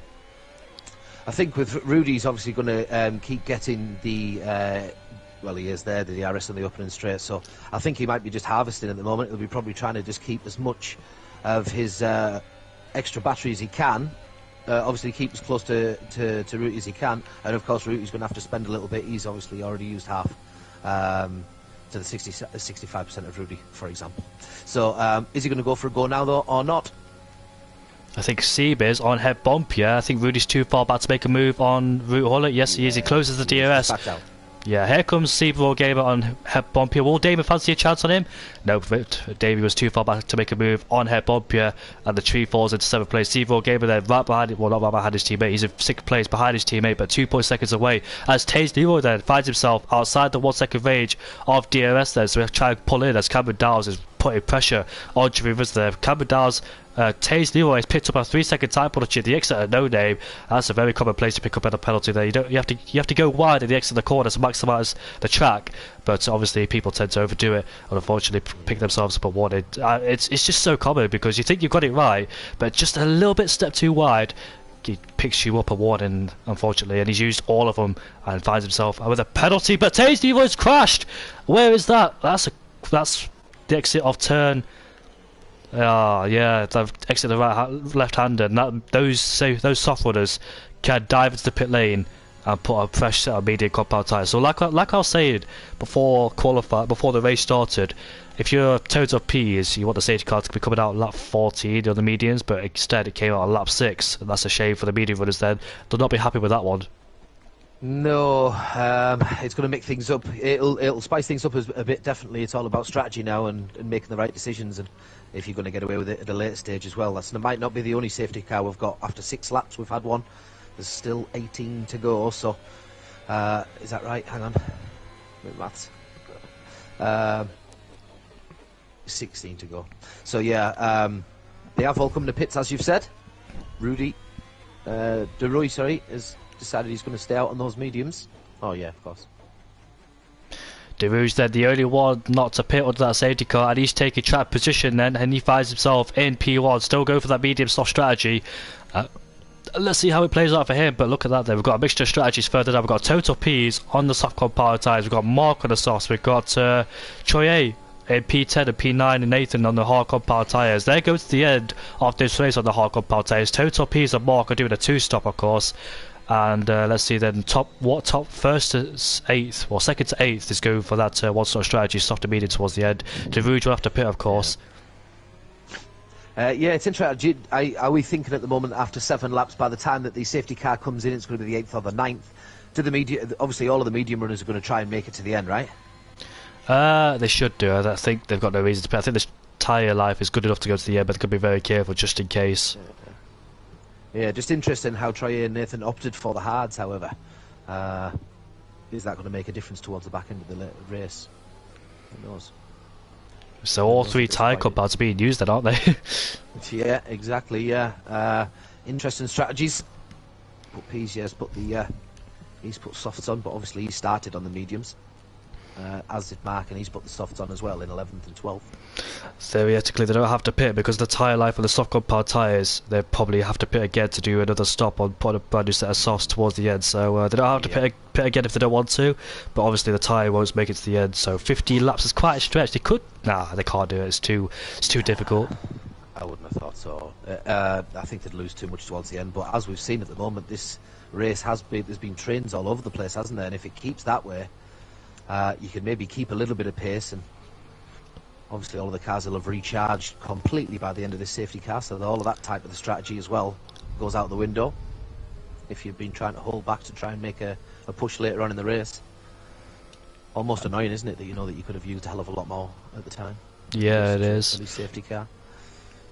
But Total Peas and Mark on the soft compound tyres, you definitely thought they'd get past Nathan and Troy being on the hard compound tyre, the most durable tyre out of all three compounds. So they've definitely got to make their way past Troy and Nathan so they can get the back of the medium runners, and let's see what they can. There's still another chance of a safety car, of course, being very high, making mistakes around here. But Hayes Leroy then, unfortunately. But look at that. There's half of the field to go back in the pit lane. Look at this. I mean, yeah. I wonder if they've started on a medium, another one a medium, so they've gone on to whatever, come round for a lap, and then just gone back in for another set of fresh mediums to take them to the end. Yeah, that's my little guess. I think they've just, they've all done that. That's exactly what they've done. Troy on medium, Nathan, they've all chosen medium, and they're all going to come back out the pits. So that's what they did. They've picked a different tyre just to get round a lap, and then they knew that they were going to go back in the pits because they knew that, of course, the mediums were going to make it to the end. Whoa. Be interested later on, though, if there is another safety car, whether or not people have spent some of the softs already. Yeah, indeed. So it's just a case of emulating that tyre rule, because we saw Nathan Troy go on the hard, so they went back in the pit lane to put on the mediums as they went round on the different tyres. Same as Total Peas and Mark as well on the softs. So everybody then effectively is on the same strategy, except the guy in first place, De Rouge, the only man in this race not to pit. I think he'll probably need to put some softs on towards the end unless he's really, really brave. But as soon as the DRS has opened up, you would have thought Ruti would slide past him pretty easily. And then it just depends what happens after that, whether or not he can keep up. Yeah, the DRS might help a little bit, but it'll be a case of just falling down the order, just tumbling down the order. Yeah, and it's like damage limitation, isn't it, to a degree? I think it could be very positive for somebody, though, because if you get him, if say Ruti took him early and then there was a few corners where Rudy was struggling to get past him, then he might be able to get himself open himself a little gap. But who knows? As far as we know, he's on 7 laps of mediums at the moment, DeRoy. There's no reason why he could just pull away himself. He could just put his toe down when we're restarting and get away, while the rest of the field have got cold tyres. Alright then, so lap 8 out of 22, De Rouge will allow the safety car to come in, and he'll choose whether to go or not. So all the drivers then just weaving to get the last bit of temperature they can in their tyres. Like you said, if Root Huller can get him into turn 4, let's say into Le Carbone, pull away the corners and put a car between himself and Rudy, that'll pay dividends for his race. But let's see when he will overtake him. If it's turn 1, then De Rouge and Rudy will be in the slipstream and coming into Le Carbone. So let's see then when he will plan his overtakes.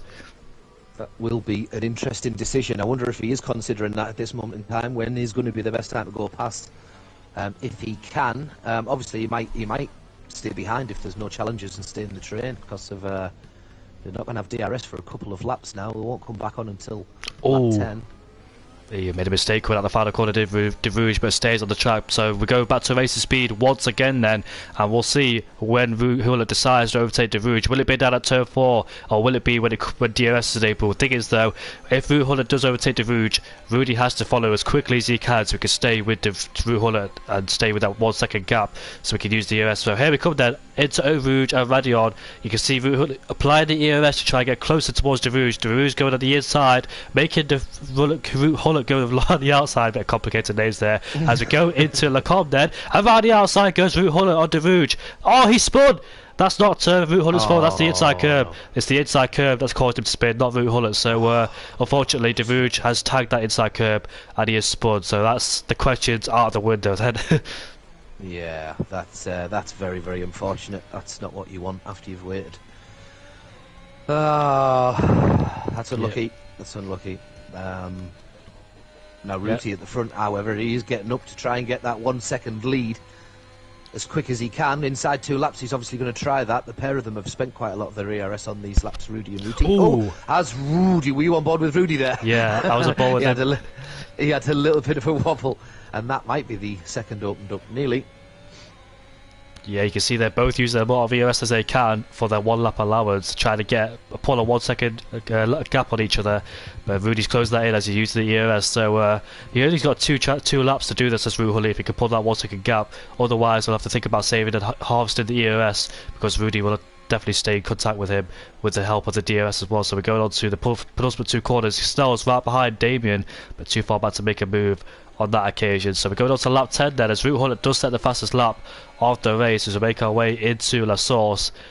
There's plenty of lockups going into there, but Het Bompier is already 1 second behind C4 Game and needs to find himself within that 1 second range, so he has a fighting chance of trying to gain positions later on in the race. But you can see those two used a lot of EOS then to try and pull away from each other or get ahead of each other. But yeah, I think Root Hunter now has to accept that Rudy will be definitely there and try and save some of the EOS for later on in the race then, as DRS will be enabled the next lap. It should be very interesting between those guys, first, second, third and fourth, with those guys, Giroud, Cameron Downs as well, and C4 Gamer in 5th, like Taze Leroy was, but unfortunately he crashed and leaves his McLaren teammate to do all the work. Going to get past Troyer. Peace is just about to get past Troyer, and Troyer is going to hold the position, is he? Oh, he's done very well to hold the position on the outside. Peace is going to have another little go down into Brussels turn, and there is contact. Is they going to hold it? This is great.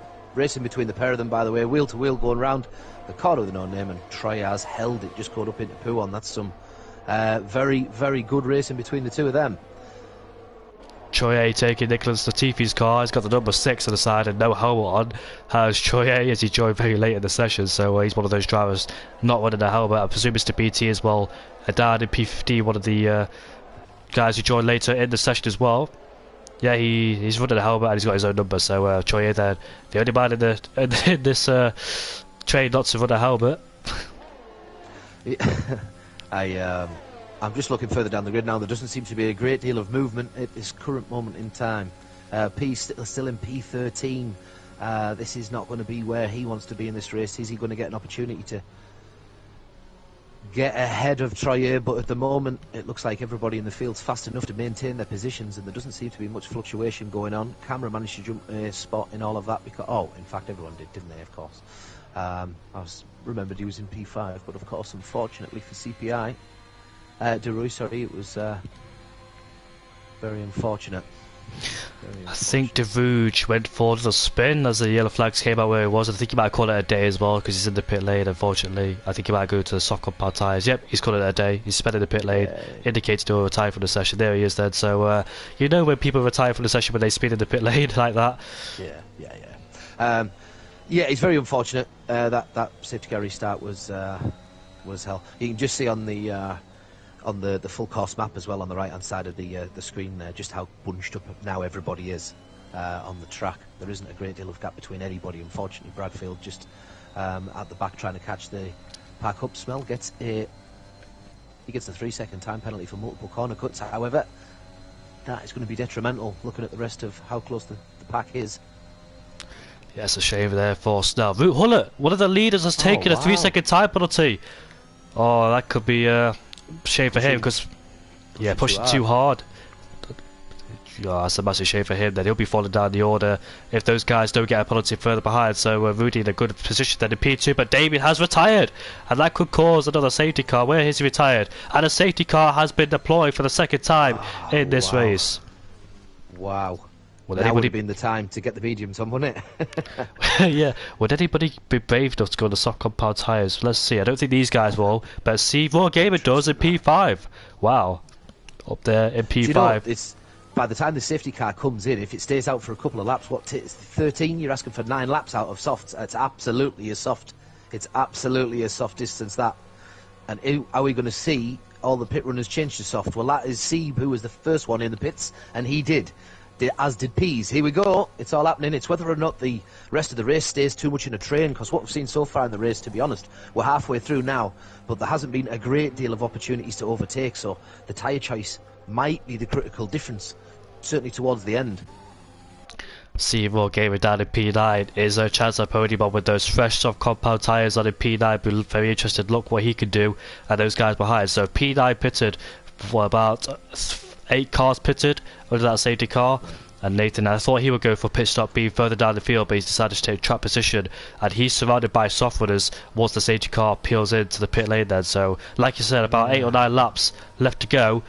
They could definitely be those soft compound tyres definitely could go towards the end. Oh yeah, 100%. Certainly at the level that you see the tier 1 drivers driving at, they're a lot more, very, very smooth around the track. They can get a lot more out the tyres, so I think that a 9 around here is absolutely doable for them, no problem. This is going to be very interesting. Seaboard Gamer knows he has an opportunity to try and make as many places as he can the safety car restart, use those soft compound tyres to his advantage and make the max out of them and see what he could do. And those guys further behind as well, such as Troy A, Andreas, Total P's in P12, Mark, Mr. BT and Jay Bradfield is caught up as well. And Joshua is back up into P6. Remember, he had a drive-through penalty at the start of the race, and he's in P6. Absolutely, yeah. That's a great shout, by the way. He didn't do too well in qualifying, did he, either, if I can't remember? I think it was at Q2 he went. I can't remember off the top of my head, actually. But he's done very well, yeah. He's done very well to be in P6.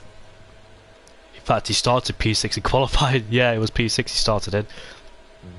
Yeah. Oh, was it? He was P6. Oh wow, that was actually a better run than I thought he did. So and he nearly dropped to what, last after the first lap, having to come in for the drive-through penalty.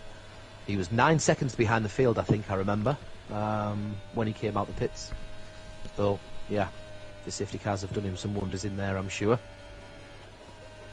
So the top 8 on the medium compound tyres, the further down the field are the soft runners. Can they take advantage of those medium guys? We'll see then. Safety car going for one more lap, and it should be in towards the end of lap 13, and we're on for a good race all the way to the end. So I can't wait to see how this pans out for all the drivers there. We'll see for Gamer, can he find himself on the podium with those soft compound tyres? Yeah, 9 laps it is going to be when it comes round for the start of 14. To be honest with you, I was expecting more drivers to come in the pit lane, such as Snell, maybe Nathan as well, to go in the soft compound tyres as they're further down. But yeah, those guys staying out. Yeah, the field was so compact that if you came in the pits, nobody had a pit stop where they were only going to lose a position or two. You were literally dropping the whole field if you decided to come in, because everyone was so close at that time due to the previous safety car. So is this the third safety car, by the way? I think it's the second one. I think. Is this only the second one? Yeah. Oh, is it? Okay. Right, yeah. I don't know, it just feels like we've been in them for ages, but I suppose it's a long old lap, isn't it, with behind the safety car, because it's not the fastest. First one came from Taze Leroy, and the second one came from Damien. So weird crashes was when I was aboard with Jay Bradfield. Like the way the car was positioned, I'm not quite sure how he did it, to be honest with you. Maybe he went all the way off the track, then he just bounced off, and yeah, it was just a weird crash from the CPI Damien. Yeah. Yeah, just the left edge. It doesn't have to be much. It does not have to be much of a touch. Of course, you're accelerating at that point, aren't you? Getting up speed. So, yeah. Well, we expect it to be coming in at the end of this lap, though. One driver who's not enjoying these safety cars is Root Huller for sure in P1, because the whole grid is being bunched up together again, and the more that happens, the more he's going to drop down the field. He's trying to make a gap up on those guys to try and stay ahead as much position as he can, so it's not helping him whatsoever. Well, we saw as well that he was trying to push at one point to get away, and if he keeps doing that, well, you know how it goes. You can only do it so much before you make a little bit of an error trying to push too hard, and even if it's just a slight slip, you're going to allow the cars behind to come through at a rate of knots. Everyone's going to be trying to fish for positions here.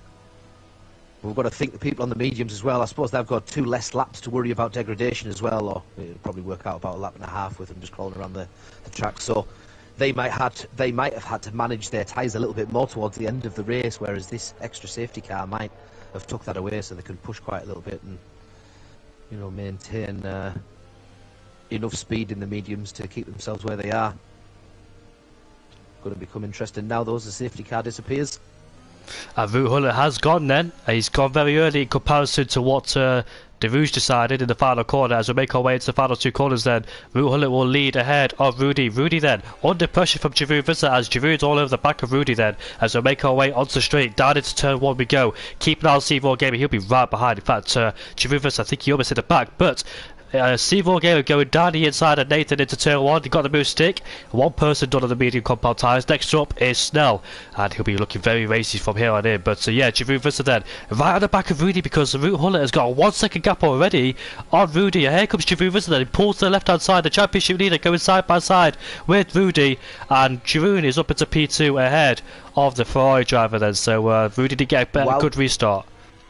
while we were on the straight as well, JR in P6, he had a little go at Bumpier but along the Kemmel straight, but didn't quite have the speed to get it done before the turn. He just dropped back in behind him, so he's still looking. He's had another little touch of Bumpier there coming round the Brussels turn, but it's not enough to cause any wobble in the car ahead, so they're both alright, but it did cost him a few tenths. Yeah, I just saw that on board with Joshua. They carried a little bit more speed than hit Bumpier into that corner, but Snell went for the second time in the race, has got wide into No Name. That's the place where he picked up the penalty. I remember before. It looks like his rears were locking up, and unfortunately just landed off the track there. So you've got to be careful not to do it any more than if few more times. But C4 Gamer then all over the back of the Hash driver. He's looking to get past him. What C4 Gamer can't afford to do is stay behind these drivers, otherwise he'll be stuck in that DRS train, and therefore can't make no progress on those soft compound tires. Look at Andreas. He's going to go side by side with Nathan. In fact, he backs out of it as he don't want to go too wide through here. But let's have a look at the bus stop chicane. Look at Snell and Joshua. It's the bus stop chicane we go. Joshua go down the inside. Makes contact with the Haas. And further behind Andreas versus Nathan there. C4 Gamer gets a good exit. He gets past Joshua. Might take 2 for 1 here. And he gets past Snell as well. So he was patiently waiting. That was a lovely move from C4 Gamer there. Look at Andreas in the background going wide, and Nathan stays ahead. And they go side by side, coming out the corner again. And look further behind Troye and Pease. And Andreas has got past him. Troye is next to get past him. Will they go side by side in Rouge and Radio? Let's have a look, shall we? Is it going to be always? Oh no! There's contact, massive contact. Nathan has took a massive hit there. He was side by side with, who was it? Was it Pease or BT? It was Nathan. No, I can't actually. I don't know who it was, but it was who we were on board with at the time when I saw it. But I saw that there was a one contact ahead once and contact again on the front right to back left of Nathan, and it just wobbled him, turned him onto the inside, facing the left-hand side of Radion, and that was on Eau Rouge, and that was it. He's hit the wall at some pace, so has Nathan been able... Oh, he's still on track. I think it was Troye, yeah, because Andreas slipped through, then it was Troye next to overtake him, so I think it was Troye who made contact there. They were just tagging wheels, and unfortunately couldn't get off each other, so Nathan there took a lot of pain by losing his front wing, but... more important, look at C4 Gamer, he's in P5, he's just behind the top 4 here, he's so close to a podium, he knows that Ruud Huller has a penalty to his name, so, Andreas just hit the back of Joshua there, just breaking later than the Alfa Romeo driver, but hopefully he hasn't sustained any full wind damage with a contact like that, the pace they're going through. But look at Andreas then, I think Rudy's right at the back of Giroud. Let's have a look at that, shall we? And he stays behind for the time being. It was 2 tenths behind Giroud. It was so close between those guys, but further back, Andreas then, side by side with Joshua with the soft compound tyres, making the use of them. He goes down the inside, and this Joshua's still there on the outside, now has the inside line, but more contact between the two. Look at Pease there, getting a good old switchback. I think going to go 3 wide as we make our way down this straight as we go into La Source, and Pease then will take advantage on Andreas to go side by side then into turn number 1, and Pease has a much better exit in comparison to Andreas, and he takes away 8th place. So good fighting going on so far. Joshua's just lost 2 places between those guys, and he's got his teammate right behind him on the soft compound tyres as well. I think DRS has been enabled then, so they can apply it now. Yeah, Jeroen had DRS in behind Ruti, but he had not enough of the straight to get anything done this time round. But obviously now that he's got it, he can probably start getting a little bit closer if he can stay within the second. Rudy just behind Jeroen in P3 as well, all the top 4 on 8 laps, and you've got just in behind Sieb on 3 laps of softs. It's so fascinating to see these two guys fight, Giroud and Rudy.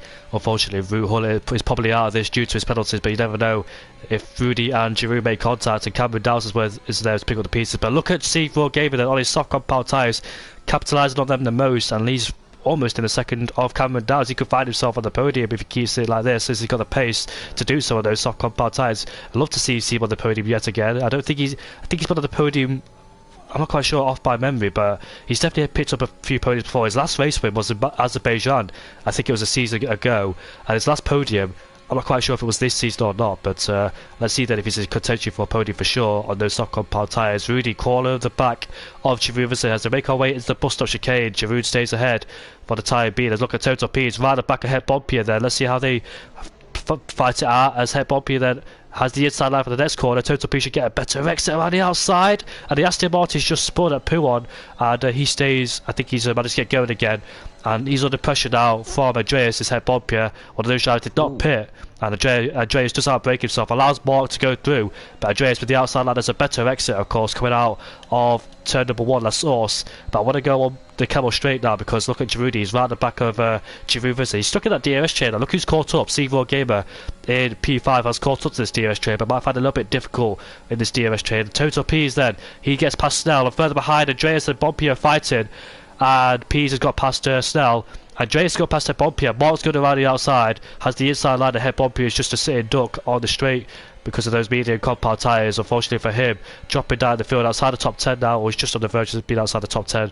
With Mr. BT now on the soft compound tyres, being very close to behind head Bompier. But it's going to be an interesting fight. Can C4 Gamer make his way through the field on those soft compound tyres on one? He's getting so close behind the top 4. But is he going to be stuck behind using the DRS train, I wonder? Yeah, it's there's not a great deal of a gap of many cars. There's that middle cluster behind Snell. You know, there's a few tenths literally between 8th to 12th behind Andenge. So that's all to play for the points there. Rudy keeping close. I mean, Rudy needs a bit of a shout, by the way. LFI Rudy in P1. He must be having some race to be able to keep himself ahead for this amount of time.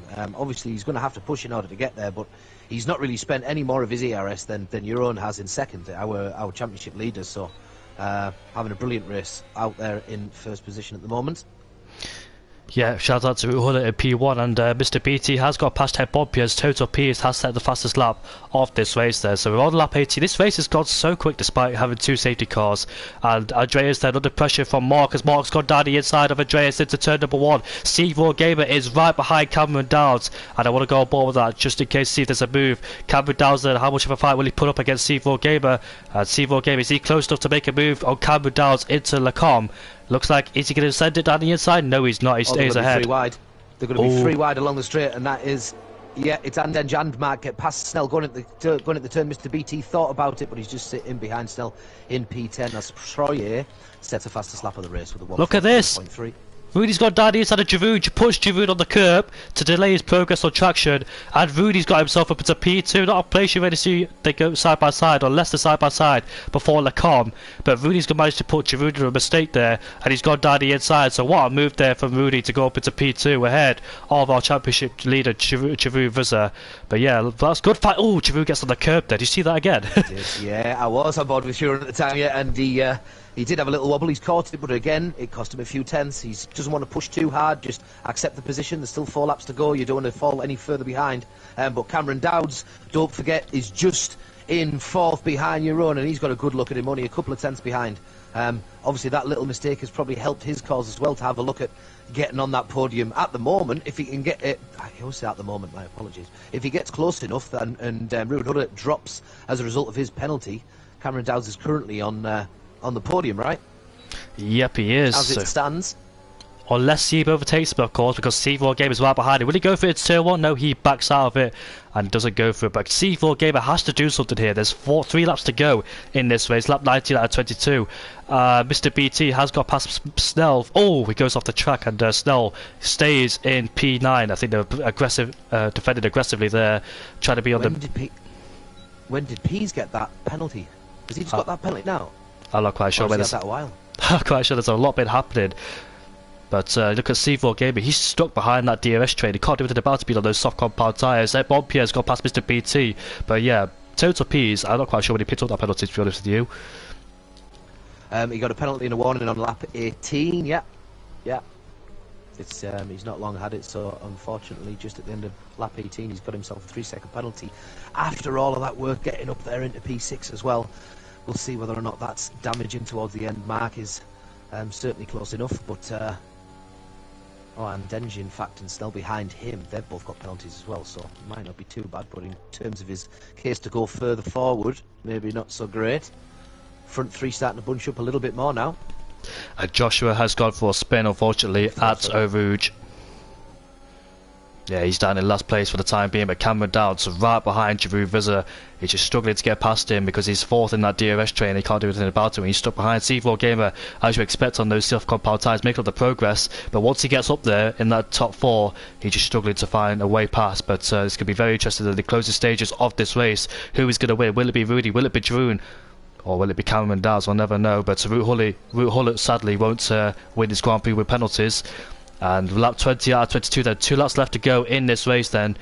They're very eager to try and get past Rudy in that P2 position, to be right behind Ruud Gullit then. As we make our way at the exit of turn 1 at La Source, Cameron Dowds tuck in right behind Jeroen Vizza.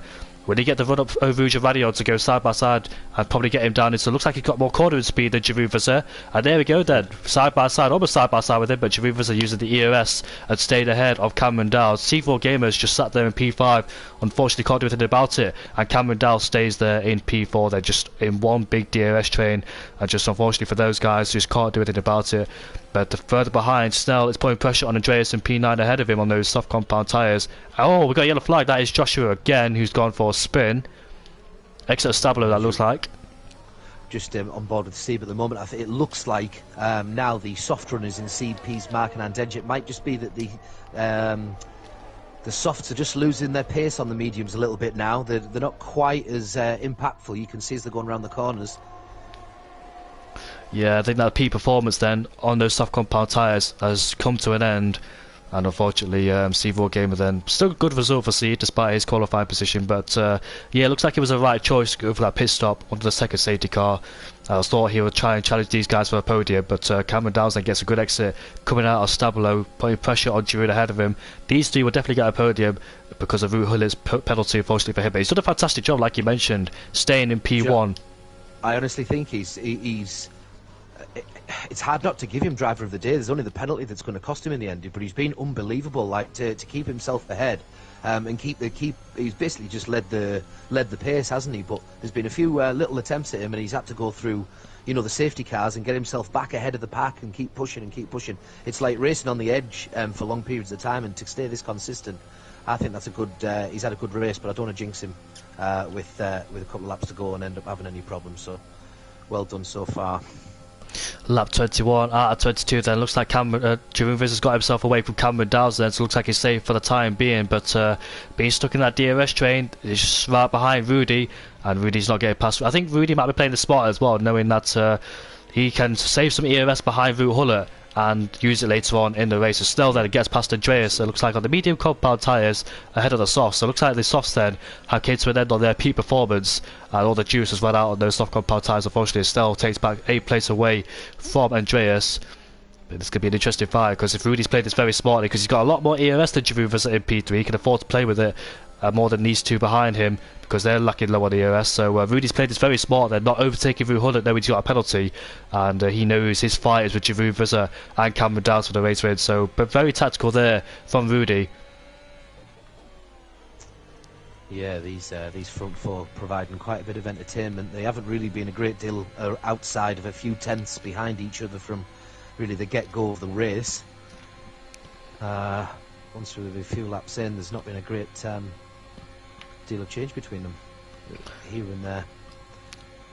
Well, I don't know what we'll see on the last lap, but we're approaching the last lap very shortly then as Ruud Gullit makes his way around the bus stop chicane. It's a shame he picked on that penalty, probably pushed it a little bit too hard to try to break the DRS between himself and Rudy. But we're on the last lap of the race then for round 14 of the Belgian Grand Prix as we head down into La Source, into turn 1. Will any of these drivers be more aggressive on this last lap and try and take it away, then take the podium away from each other? But we'll see then. Giroud Vizza then using all of his DRS, dumping that battery to try and overtake Rudy for the race win. But Rudy also has DRS and more ERS in comparison to Giroud Vizza as well. He can afford to play with it. I think Rudy then might have a go at Ruud Gullit into turn number 4 at the Com, and let's see if he goes for it there. They're using the ERS. Chance of getting by.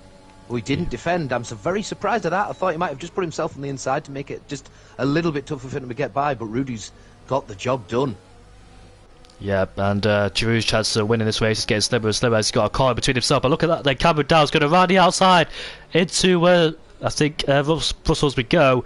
Giroud Vizza has the edge and pushes Cameron towards the curb to try and stop him getting on the throttle earlier than he would have wanted. So good move there from Giroud Vizza, good defending there from Giroud, and Cameron stays in P4. Trying desperately he can to try and get past Giroud Vizza, but can't do anything about it, unfortunately. I've noticed Cameron always takes that line out of turn. What is it, 11? That corner went on him. He always takes that little green strip down the side, doesn't he? He has one wheel on track and one wheel down the side strip. I've noticed he's done that quite a few laps, but it's an interesting way to keep the pace coming out the corner. A look at Cameron Dowes then, he's round the back of Drew. Could this be a last lap move into the bus stop chicane from Cameron Dowes? They're both derated on the straight, so is Rue Huller in P2. But can we see a last lap move from Cameron Dowes as we head down towards the bus stop chicane now? Cameron is in a position of going round the outside. Into the final two corners we go. Can he make it? Yes, he can. And down the inside he goes then. Can he take P2 away from Giroud as we go side by side at the corner? They're so close. And they make contact. And Rudy wins the Grand Prix ahead of Giroud. Ahead of Cameron, sorry. Giroud in P3, but Rue Huller stays ahead of C4 Gamer, interestingly. So he stays in P4. I thought C would get him, but what a drive that was for Rue Huller in P2. But Rudy then takes the win ahead of Cameron Dowes. Giroud in P3.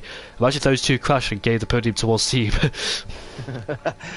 Just towards the end as well, I think there was a swap of positions between Mark and Pease, which I think was to do with penalties.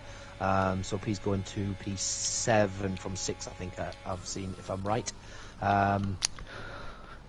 I think, who was it? I think Bumpier had a decent drive there because he only pit once, I believe. Let me just check the pits again. I'm pretty sure he only stopped the once. Yeah, all the front runners, Rudy, Cameron, Euron and Hullett, all on one stops this race, and was Bumpier. And he obviously had a bit of a problem with his wing coming off, didn't he, Bumpier? So he did quite well to get himself back up into P8. Well done him. Pease from right at the back after an awful start. With all things considered in Q1, he's got himself a P7 at the end. So a good run all in all. He'll probably be disappointed to maybe not get a position or two more in the end, actually. But he did well after that safety car, and he had the softs and managed to get past a few medium runners. An interesting way to take the final few corners from Joshua, but congratulations to Giroud Visser, our new CRL champion. Last season it was Walter, but this season it goes to Giroud Visser. Congratulations, a well-deserved drive from the Dutch driver, and he'll be very happy with that one indeed. Our new CRL champion. There's what a fantastic season he's had, has Giroud Visser. He completely deserves it after all his fantastic drives. His races as well, his racecraft in every single race he's had. Mr. Race in Austria as well, but he's done a fantastic job this season.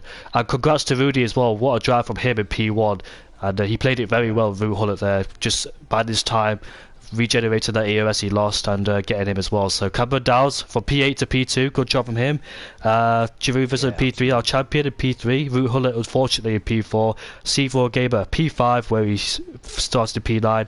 Mark from P17 to P6. Total Peace from P16 to P7. Headbond P8. Mr. BT, good job from him in P9. Andreas in P10. Jay Bradfield in P11. Snell in P12. Nathan in P14. Troy in P14. Joshua P15, Damien P16, and there's your DNS further behind. Starting with Taste Leroy then. Yeah, that was an incredible race. I thought such high skill on show for everyone who's seeing it, and anybody in the tiers lower down. I hope that they do, even if they've been watching it now, brilliant. If they want to watch that back, I think there's a lot to learn from watching that. Certainly when you're on board with some of the cars, definitely, without a shadow of a doubt. It was some high skill on show, and well done to the champion, Mr. Euron. Yeah, congrats to Giroud Visser. His rivals next season will definitely come back at him. I'm sure of it. Rudy is definitely a championship contender as well next season if he stays, because he's an incredible driver. He's constantly learning, is Rudy. So I'm very interested to learn what he could do next season. Rue Hullett as well as Cameron Dowes. But yeah, that's round 14 done. I believe we've got 2 more races after this round, and let me check what that is. Should have it all before, but yeah, 2 races left, and that is, where is it? Dienta National Speedway. No, that's the GT Sport League. Sorry. I think the 2 left were Belgian, Bahrain, isn't it? Sorry, yeah, Bahrain. Bahrain's the last race of the season. So that's a good place to ride it off. It's usually a opening round of the season at Bahrain, but this time out it is the last race of the season. So we're very interested to see what happens there. But I haven't got time to do all 3 drivers, but we'll do one of them, which is Giroud. Hopefully he joins.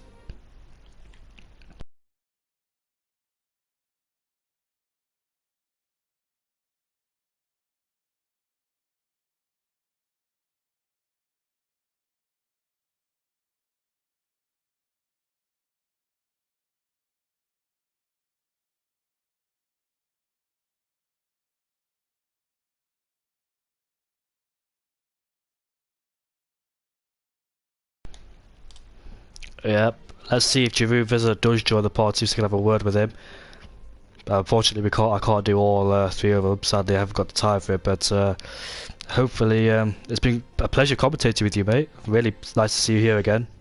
Yeah, I enjoyed that. I really did. It's nice. I do enjoy commentating on the chance of me getting a go. I know that it's Free Fall that normally is with you, right? Yeah, Scotty. Hopefully he's been watching as well. Yeah. Not seen him in the comments, but hopefully he's been watching.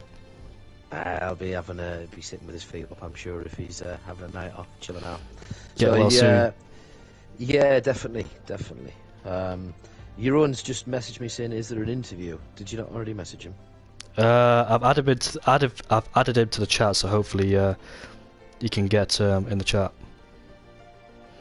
I think he knows that it's the PS4 chat, not the Discord server. So hopefully he joins the party, and I think he has. Yeah, he has. Yeah. Well, Giroud, mate, congratulations on the championship. First off, you did a fantastic job all season round, and you completely deserve the championship because of your fantastic pace and a good racecraft as well. So, how are you feeling, mate?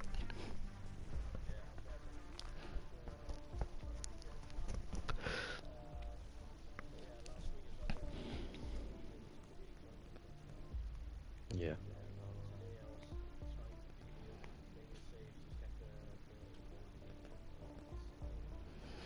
What do you think has been your best race this season, Jeroen?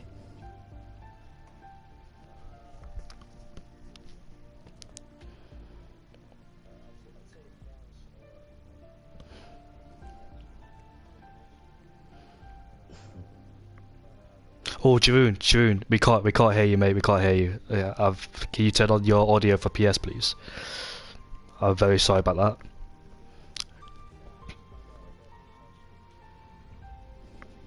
I should be heard by now. If people can say it in the chat.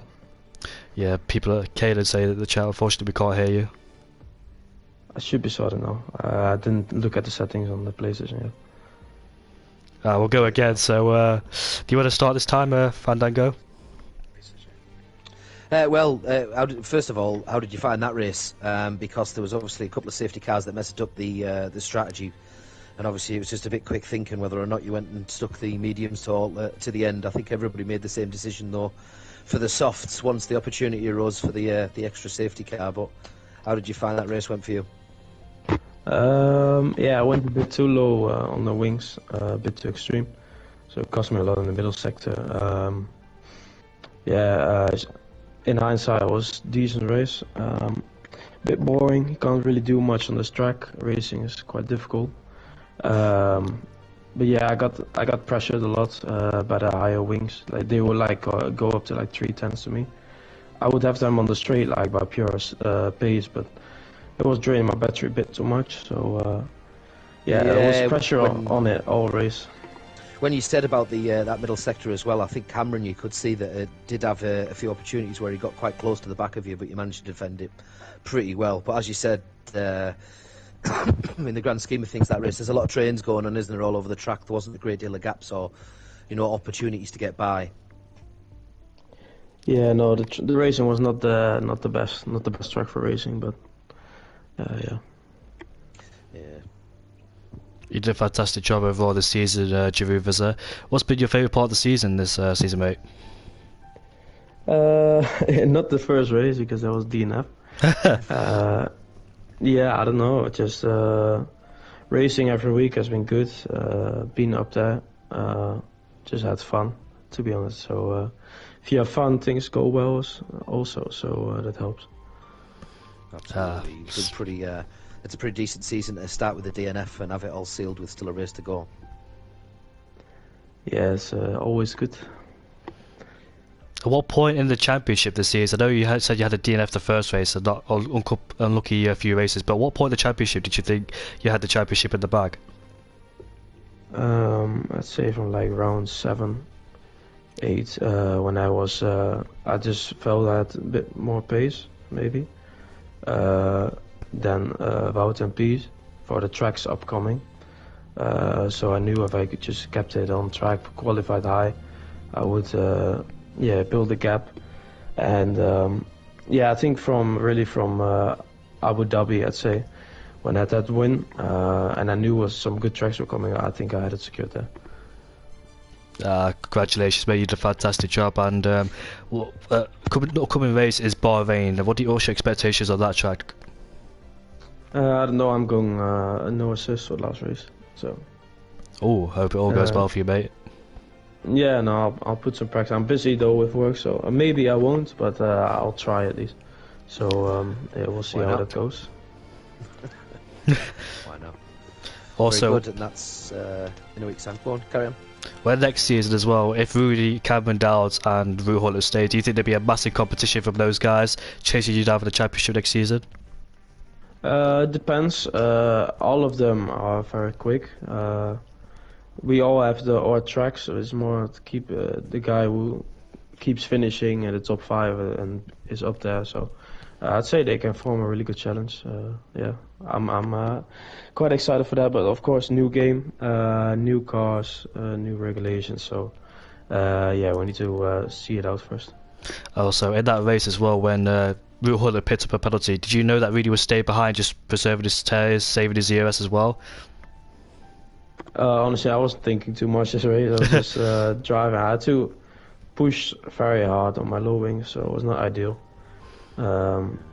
Yeah, you could see Rudy had way more wings than me, so he could overtake me into the ABS corner, the lockup one. That corner, I had a little mistake, and instantly he could capitalize with the higher wings because I had no downforce. So yeah, not ideal. That's it from me. Fandango, you anything to say for Jeroen? No, I'm happy. Just congratulations, mate. It's a good drive tonight. Just to seal the win, and thanks for having us. Thanks. You're welcome, and congratulations once again, Jeroen, for winning the championship, mate. Thank you. That's it for round 40 of the Belgian Grand Prix, and the next race, the last race of the season, that is at the Bahrain Grand Prix, where it's quite known to be good for racing. Last season, I think we saw a good battle, if I remember off the top of my head, between Jeroen Visser and Total Peas. Do you remember that, Jeroen? Yeah, it was me versus Peas the whole race. I bottled it though, so I don't want to think about it. Yeah, but that's it for me then. Before the box come in, I'll see you all later for next week for round 15, and hopefully Scotty will be back. Thank you so much yet again, and Dango for commentating with me. Thank you. Yeah, thanks very much. Obviously, don't forget Monday coming up as well. We'll have tiers 3 and 4 having their final race of the season as well, and that'll be a bit of the lead up towards tier 1 and tier 2 on the Thursday. See you all next week on Monday and Thursday for the last race of Bahrain International Circuit.